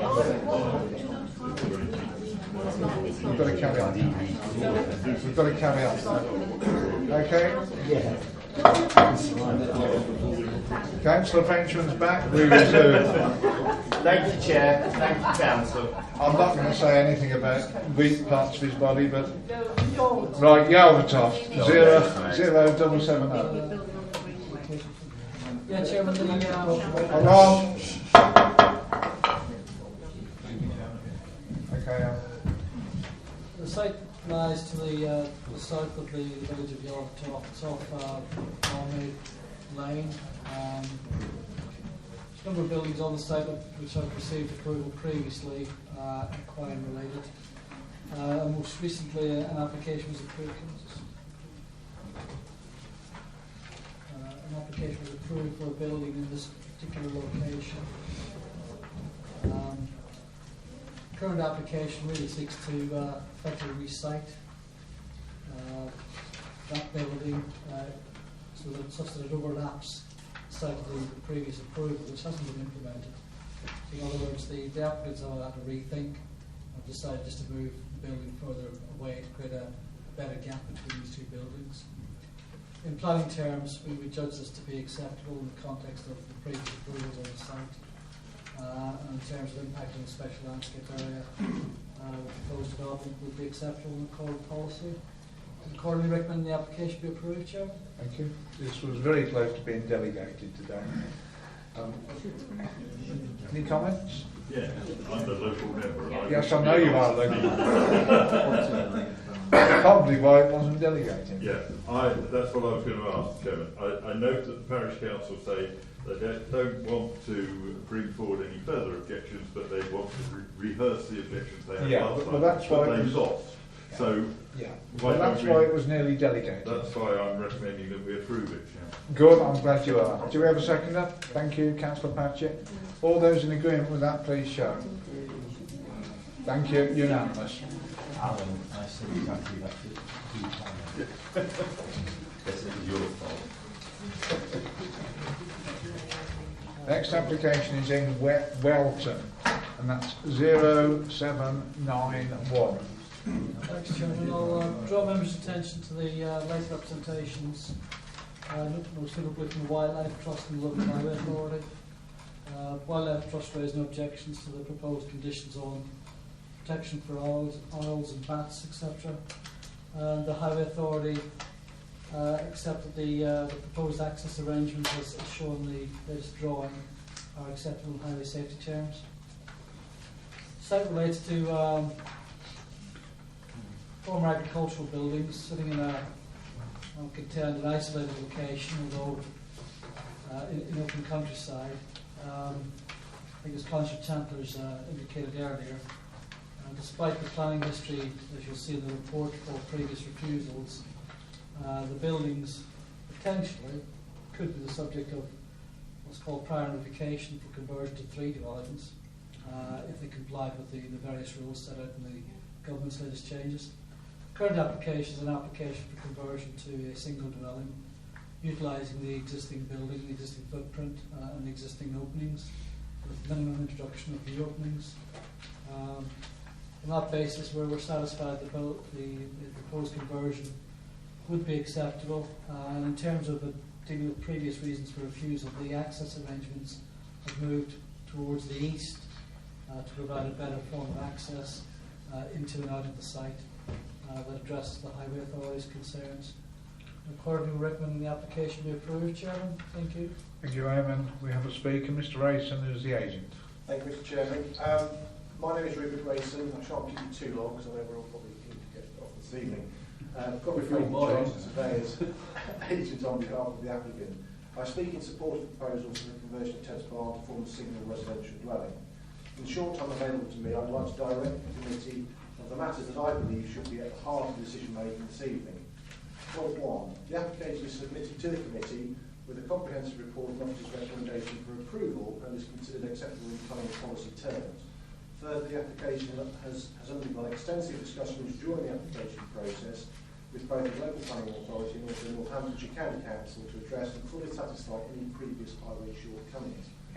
Point 2. Same as objections received from Welton Parish Council and neighbouring Parish Council of Ashford and Ledgers, which I will address shortly, there has been no objection raised by the local highways authority, the environmental health officer, the County Council, Archaeological Department, National England, or any other interested parties. Point 3. In their representation, Welton Parish Council conclude that, or contend that the application will be contrary to same policies HS22 and HS24. They would, however, like to retain Ted's Barn and do not wish to see the loss of this building, which forms an important part of the countryside inheritance.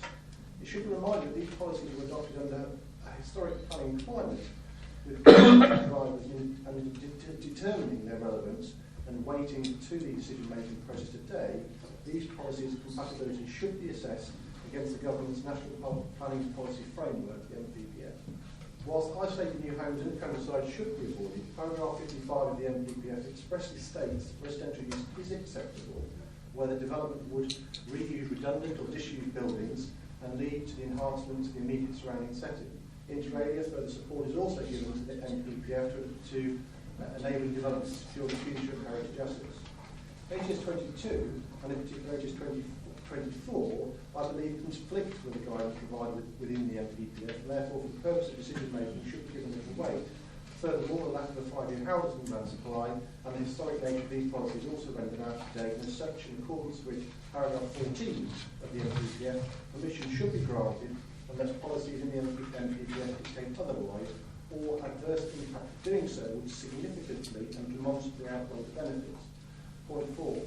The proposals would result in the preservation and sensitive conservation of an integral part of the landscape, and in doing so would result in enhancement of the building and its immediate surrounding areas. And the proposal therefore fully complies with paragraph 55 of the NPPF. Point 6. In their representations, St Ledgers Parish Council raised concerns that this application may be used as a stepping stone to acquire multi-residential units in further applications due to the number of parking spaces shown on the plans. The plans, the cards are purely indicative and demonstrate there is sufficient parking and manoeuvring area on the site. Comments are therefore made on non-planning grounds, and the application has to be determined based on the current proposal before you. Finally, you should also note the determination of the two previous applications. The government recently amended the General Community Development Order to allow the conversion of agricultural buildings to residential use under Class MB. Whilst the application has not been determined with these rules, they do form to be a significant material consideration in determining the application, particularly given that the council has concluded that the current proposal would potentially qualify as development under Class MB. In summary, therefore, I submit that the proposed development is compliant both with national and local planning policies. Further, the proposals will address the shortcomings of the previous applications, and I respectfully look to the committee to determine the application according to the planning officer's recommendation for approval. Thank you, sir. Right. There is no local member here. Councillor Irving-Swift. Can I have a clarification, please? With the new charity development, can those barns be developed? It would be a prior notification and it could come 3 rooms and which are subject to meeting that criteria. So yes. I think sorry, Chairman, through you, the consideration of the current permitted development rights are considered and set out in the report on page 145, page 146. Okay, Councillor Patchett, then Councillor Frenchman. Yeah, thank you, Chairman. I'm a bit confused actually. We were recommending this one for approval, or actually set out in the report, which I have no problem with. But not the last meeting, which I wasn't here, but the one previous, there was a similar application at Daventry at the old hospital, and yet that one was refused on grounds of open countryside and various others. And I'm just wondering what the difference was, or maybe you could answer that later after the meeting. Well, I can answer it now, Chairman.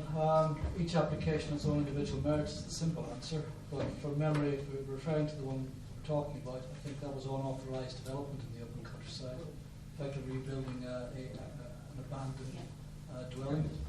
And members considered that on its planning merits and made a decision. Clearly, the applicants have a right to appeal against that particular decision. I would ask members to consider this application on its merits and the recommendations set out in the report. Okay. Councillor Frenchman next. These are a fine example of agricultural barns. They're hidden away in the countryside. They're falling down, and they're likely to keep falling down, providing certain conditions are met, which are obviously covered in the pages of conditions at the end of here. I think it's a fine solution, as they are not knocking down the barns, but just converting them, as I understand it, to dwellings. So on that basis, I'd like to propose acceptance of officer's advice. Do you have a second? Oh, yeah. Shush. I just looked up and I heard yes. Diana, I heard you the loudest. I didn't see you, so we'll put you down as a second. I've got Councillor, this is Luke's. Councillor Luke second, I don't say Mrs. Thank you, Chairman. Yes, I agree with Bolton Parish Council that they would not wish to see the loss of this building, which forms part of the countryside. I do sit sometimes travelling from Bolton to St Ledgers, and it is an exception, and in planning terms we can do that even if it's in open countryside, provided it's saving a building that's worth saving, and it's a listed building, which this is. So I think we should go with that as advice. Thank you, Chair. Thank you, Councillor Luke. That's it. It's not listed. It's not listed, no. Oh well, it's nice anyway. Take me on your list. I think that ought to be comment of the week. It's not listed, but it's nice anyway. I like that one. Would anybody like to speak before we go to Councillor Paul? I've just looked at the applicant again, Chairman, and I'd hope that it would treat everything with a sympathetic view.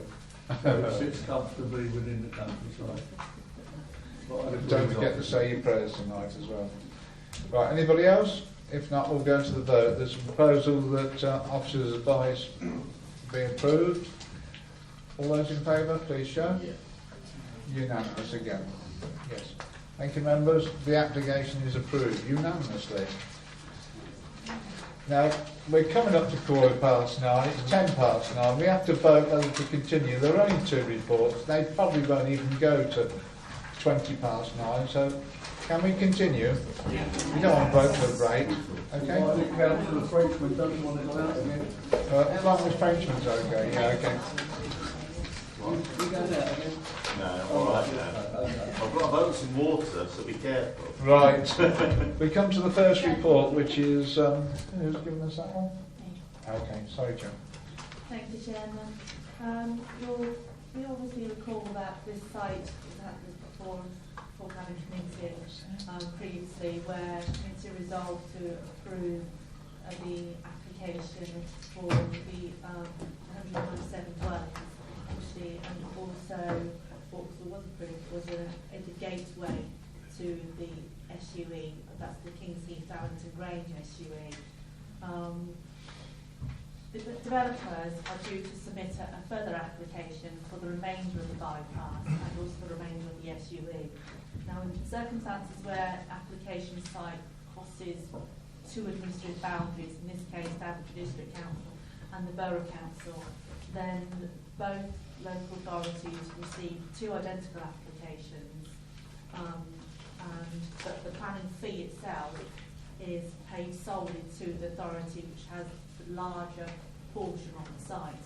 So in this case, all the planning fee would go to the Borough Council. To avoid duplication of work, which would otherwise be undertaken by both authorities, the report seeks consent to devolve its determining powers to the Borough Council with respect to the extension of the bypass itself. Obviously that's the consent we're seeking, Chairman. Thank you. Thank you. Sorry. Can you just point out what... I propose that we Councillor, know the report. Councillor Loving Swift, right, you propose any other comments? Councillor I'll second that. Okay. I was just going to say, can you just explain to people what the map is? Yes, the blue proportion is the proportion just moved out to District Council and the remainder proportion of the site is the Borough Council. So do we want a lot of officers' time with no income doing it, or should we let the borough do it? Can I just make clear, Chairman, as far as I understand, it wouldn't be possible for the Borough Council to dump any nasties in that corner of this development because they don't like it.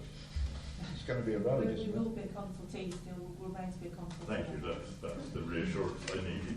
Okay. So we've got a proposal that the report be noted. Councillor Barrett. Sorry, Councillor Barrett. It's my pen again. Chairman, could the officers confirm that we're not losing any of our housing allocation to Northampton by It's part of the Northampton SUE. Yes. There's To meet Northampton need. That's fine. the only part of this proposal which we're looking at is the extension of the bypass. There's no development No, on the bypass. Thank you. Okay, you're all happy with that resolution then? Yes. Okay, we won't vote on it if it's a pure yes. Right, and there's the last one. Yeah, last but my name is Lisa. Brief report. It's opportunistic because the monitoring officer is putting a report to December Council for some changes to the Constitution, and the Planning Committee Chairman has suggested that we could make some minor changes to the scheme of delegation in the Constitution, just to make it very clear that when applications are referred to committee by a member or by the Parish Council, that a valid planning reason should be cited. I think in a nutshell is the purpose of the report. I've included some information because we looked at delegation arrangements elsewhere, and most do already have that requirement. I'll provide that information in the report. And I've also provided a few examples of recent cases where the committee has had to deal with very minor matters that have been referred by parishes. Similarly, we've found that we've had to delegate some during the chairman's briefing on occasion. That's right. So And we this have is to really make phone calls as well to parishes to find out, is that really an objection or not? Yeah. So the proposed changes are tracked in the appendix. It's subject to the committee being happy with this, and it's suggested that that will be put to the monitoring officer for him to consider whether to include in his December report to council regarding the changes. Yes, Chairman, I was quite pleased when I read this because, as you probably know, I've been annoyed sometimes with some of the reasons why things have been brought to this committee, simply because the parish council recorded a view which was opposite to that of the officers, but they had somebody who was substantiating that view and sometimes didn't even turn up to the meeting. So yes, I'm very happy with this, and if it needs a proposal that we adopt this, I'll make that proposal. We do, so thank you. Councillor Paul next, and Councillor Patchett, and Councillor Randall. I'm happy to second that, Chairman. I just wondered if officers have got a guesstimate of how much man hours it will actually save the officers. A few hours per I would meeting. think some considerable amount. We have some time, I mean, it's the time that goes into putting the reports together, and I think there's been a couple of items on tonight's agenda that we've now got I here. think the simple answer is the officers would still have to do a comprehensive report, either as a delegated or committee. Right. In the event that it comes to committee, clearly there's time spent in preparing for committee and answering questions. Printing the I mean, some of the reasons that have been given in the past, one was because we wanted to come to committee so they have a second chance. Well, that's not it. It also saves committee time. Anyway, it's Councillor Patchett next. Well, because I don't necessarily disagree with the idea of the principle. Putting my corporate governance hat on for just a moment, I've submitted a revised proposal via email to everybody, and basically it just covers a few more bases that could potentially be problems. One of it could well be that when a member submits a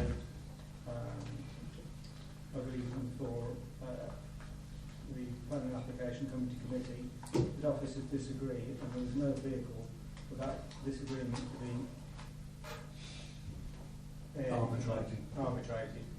And so, therefore, the addition to the proposal would be that the monitoring officer and leader of the council determine whether the reason is valid or not. Should a dispute arise? I wouldn't support that, Councillor Patchett. Well, secondly, I'm just saying my opinion. Well, I'm entitled to put forward my proposal. I'm not suggesting you can't. I'm just saying I don't support it. The other reason to extend the members' consultation period to 28 days is that it could well be that after 21 days and the parish council's had its say, and indeed any other member of the public, the particular ward member has time to act with due diligence with the officer and to do this in a democratic way, which would not in fact hold up any applications because they normally take days to complete anyway. That has been looked at, and to be honest, to have a debate on it now would be wrong. But there are several things against that. We can talk with you afterwards or at another time. I would prefer it if you look at this report so that we can actually get this through, so we don't get silly planning reasons. I don't expect officers, and I should be monitoring it most definitely. I wouldn't expect officers to say that's not a valid planning reason. The problem is, Chairman, at the moment that the officers don't have any, they can't say no, whereas under this amendment the officers can say no. And I just feel that that's a retrograde step to any democracy in this council. I think it would, if any member of this planning committee couldn't find a valid planning reason for sending one to, they shouldn't be on this committee. Well, I agree, Chairman, but we have 36 members and they're not all the members of the planning committee. Well, I'm afraid it's the same thing. Sorry, Councillor. I'm inclined to agree with Councillor Patchett, but I'd like to know that the officers maybe point out roughly how many of these planning applications that have come to committee somewhat frivolously, or that we've actually gone against the officers' advice, and there have been. Does that make sense? They're listed in the report. Chairman, very briefly, is there a legal aspect to this?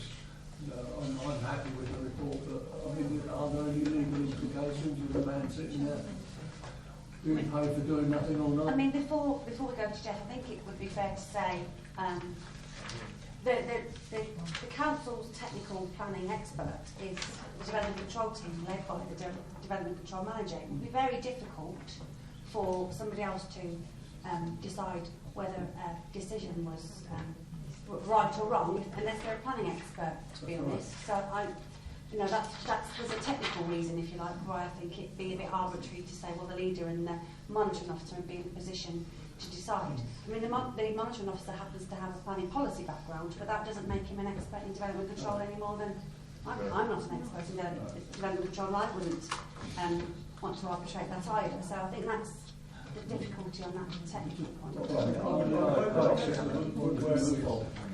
Councillor Irving, sir.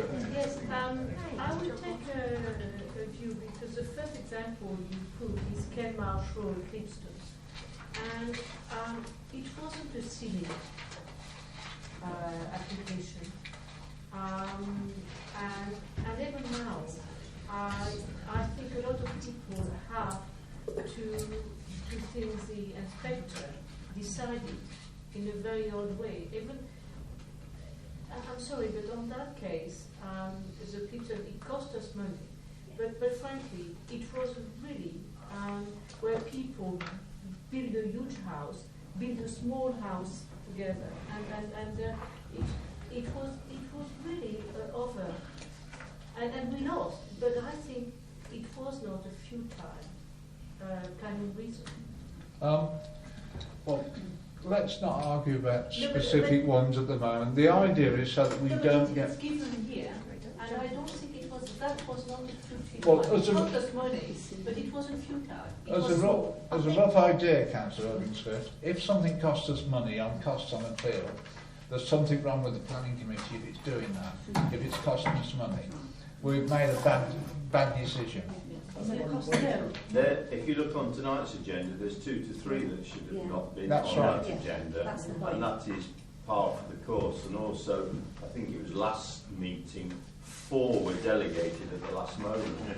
So that in 2 planning cycles is 7 applications that needn't have, that could have been sorted much more quickly. So, and I don't disagree with what Bob is saying, but I think that it should be subject to a different report and we're just considering what this report is. Yes. I've proposed an amendment, but the report has to go to corporate governance and then on to full council, having been looked at by the monitoring officer. Not on this one, though. No. Chairman, over the years... Hang on a second, we've got an order of people speaking. Councillor Randall is next. Yeah, I was going to say, we have got 36 members, and some of them actually might want to be representing their ward and not actually fully know what the planning reasons are. So do we have a sheet of planning reasons that is very simple that perhaps could be emailed? We do indeed. That could be emailed out to all councillors. Yeah. And how many of these have come forward that shouldn't really have come forward across the year, across the last 12 months? Well, we don't judge them across the year, but you can... We just know it happens regularly. It's happened today. And I believe sometimes when they're delegated, is it because some people haven't received their paperwork? It's not because they shouldn't have been here. No. Sorry, you said... I said you can't go down that road, Chairman. No, we don't know what the reasons are. In a previous life, I've had to defend officers of this council. I found their integrity absolutely impeccable, and I don't have a problem with this report. I think we should put the question. It most certainly isn't to make officers say no. That's not a valid reason. We're not taking that committee, we'll delegate it. And if I see any instance of that, and I'm sure the Vice Chairman does, we will be down on officers really hard. I'm sure that will not happen. It's meant to get rid of the silly things. So you can be assured, Councillor Patchett, if that does, if you can show examples of that happening, it'll be discussed very, very seriously, because it shouldn't happen. And with respect, once the decision's made, it's too late, isn't it? Whereas this ensures that the decision comes to committee having discussed the matter fully and having all the information after the consultation period. And I'm not arguing about the principle of what you're saying. I agree with the principle of what you're saying. What I'm saying is that how it's written in the Constitution should be written like that rather than like it is.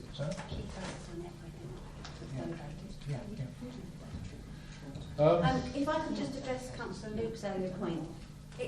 Councillor Luke? Sorry, Luke Major. Oh, sorry. Councillor Major. I beg your pardon. Councillor Major, sorry. It's We been a mixed long you day. two up. Some of these are big applications, some are small, some recommended for approval and they've gone with advice, they've gone against. It's not about always the officers getting their way. It is just about making best use of committee time. That is genuinely the reason behind it, because things should only be being considered by committee when committee need to be considered. That is the only motivation. And it wasn't officer-led. I put it to the officers. Could it be done for a trial period? No, it's written into the Constitution. Of course, the Constitution will be subject to review in the future. So theoretically, yes. If the Constitution could be reviewed and changed again in a year's time, subject to annual review in any case. Yeah. Yeah. Yeah, can I just ask one question? Well, it's probably not doing this, but we had one withdrew tonight, which is the Daventry one, under delegated powers. Now, Yeah. I don't know why it was withdrawn, but if it shouldn't have been on there, why was it on there? It was on here because there was there was an objection that was removed later on. So that was a different matter. So that was a different matter. Yeah. So that didn't come here because... So yeah, but then that means that, we've gone all through these papers, studied them all, and that was a waste of time. There was a statutory body that at the 11th hour changed their mind and said everything was okay. So instead of bringing it to committee for you to discuss, it's okay, yes, agreed, vote, it was delegated because there was no reason to bring it to committee. So it was a lay representation, different issue. No objection at all. So if it's received that day, could we have an email just say it's been taken off? You might really be prepared. Well, it doesn't happen till about 3 o'clock That's all right. mostly. Somebody might still be checking their emails. I might have to spend longer having I'll give you an example, Chairman, if I may. There's an application at 6 Bell Lane, Byfield, for an extension to a listed building. I remember it well. Yeah, a listed building. I called it in, it came to committee. Committee approved the application after some discussion, good debate. And what's actually built now is brilliant. But the conservation officer put it in forward for recommendation for refusal. And if I hadn't called it in, it had been refused, it wouldn't be there now. And that wasn't a... But this doesn't stop you from But you doing must have had a that. valid reason to... If you had a valid reason to do so, it's fine. And you would have had a plain reason. There's no one's taking that away. Because you're bright enough to say, I believe the conservation officer is wrong. They're just basically saying, if a member says, I don't like this. It's basically you're saying they refuse it without a valid reason. That's right. It doesn't happen with members, though. It happens with parish councils. Yes. And it happens with some members as well. It does. Through you, Chairman, we're not actually looking to change the delegation scheme. It's simply asking members and parish councils to have a little more thought about the reasons why they're asking you as a planning committee to consider the application. So it's simply not a case of, well, we object to this. It's asking those people involved in the process to have thoughts as to the reasons why they want the planning committee to consider it. Valid reasons. I mean, planning considerations, mature considerations are quite wide and varied, so it's not restricted to a very narrow set of issues. But I think simply to say, we object, we want this to go to planning committee, well, why? Is what we're saying. Yeah. Set out a reason. It doesn't have to be reams and reams. It doesn't have to be set out in planning policy. But you'll agree that listed buildings are very subjective. Planning's very subjective. The whole.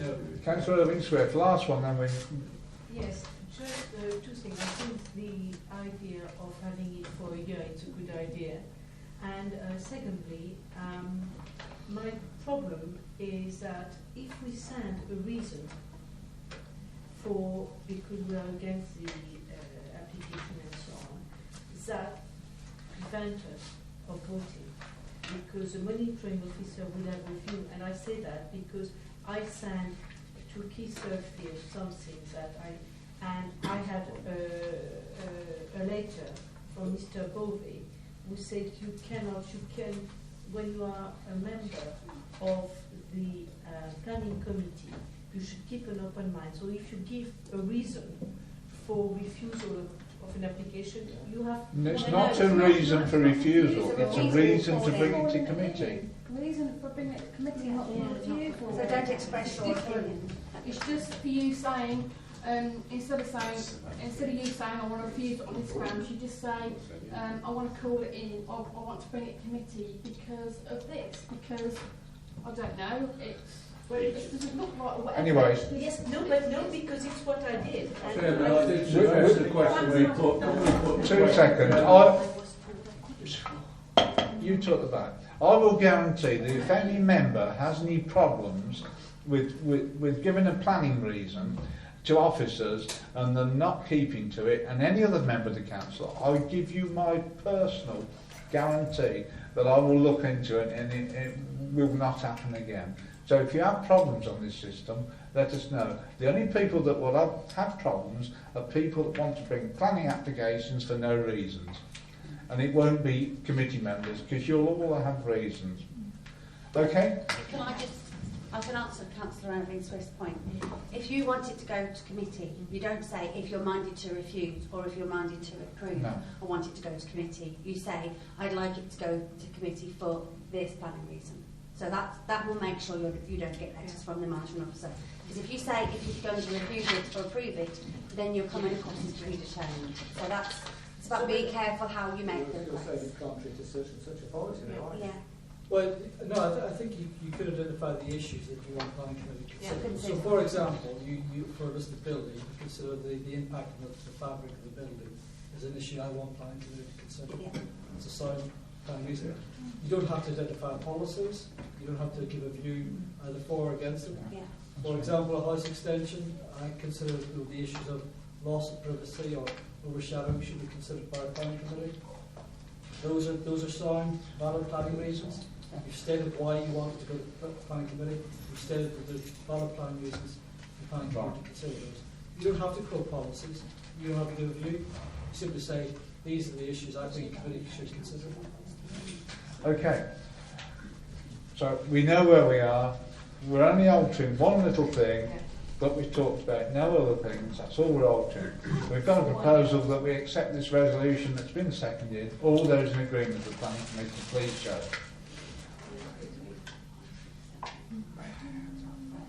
13. Those against? Right. I'm disappointed in you, Bob, but... Could we say we will review in 1 year? You can review any part of the Constitution in 1 year. Yeah, well said. Okay? Thank you.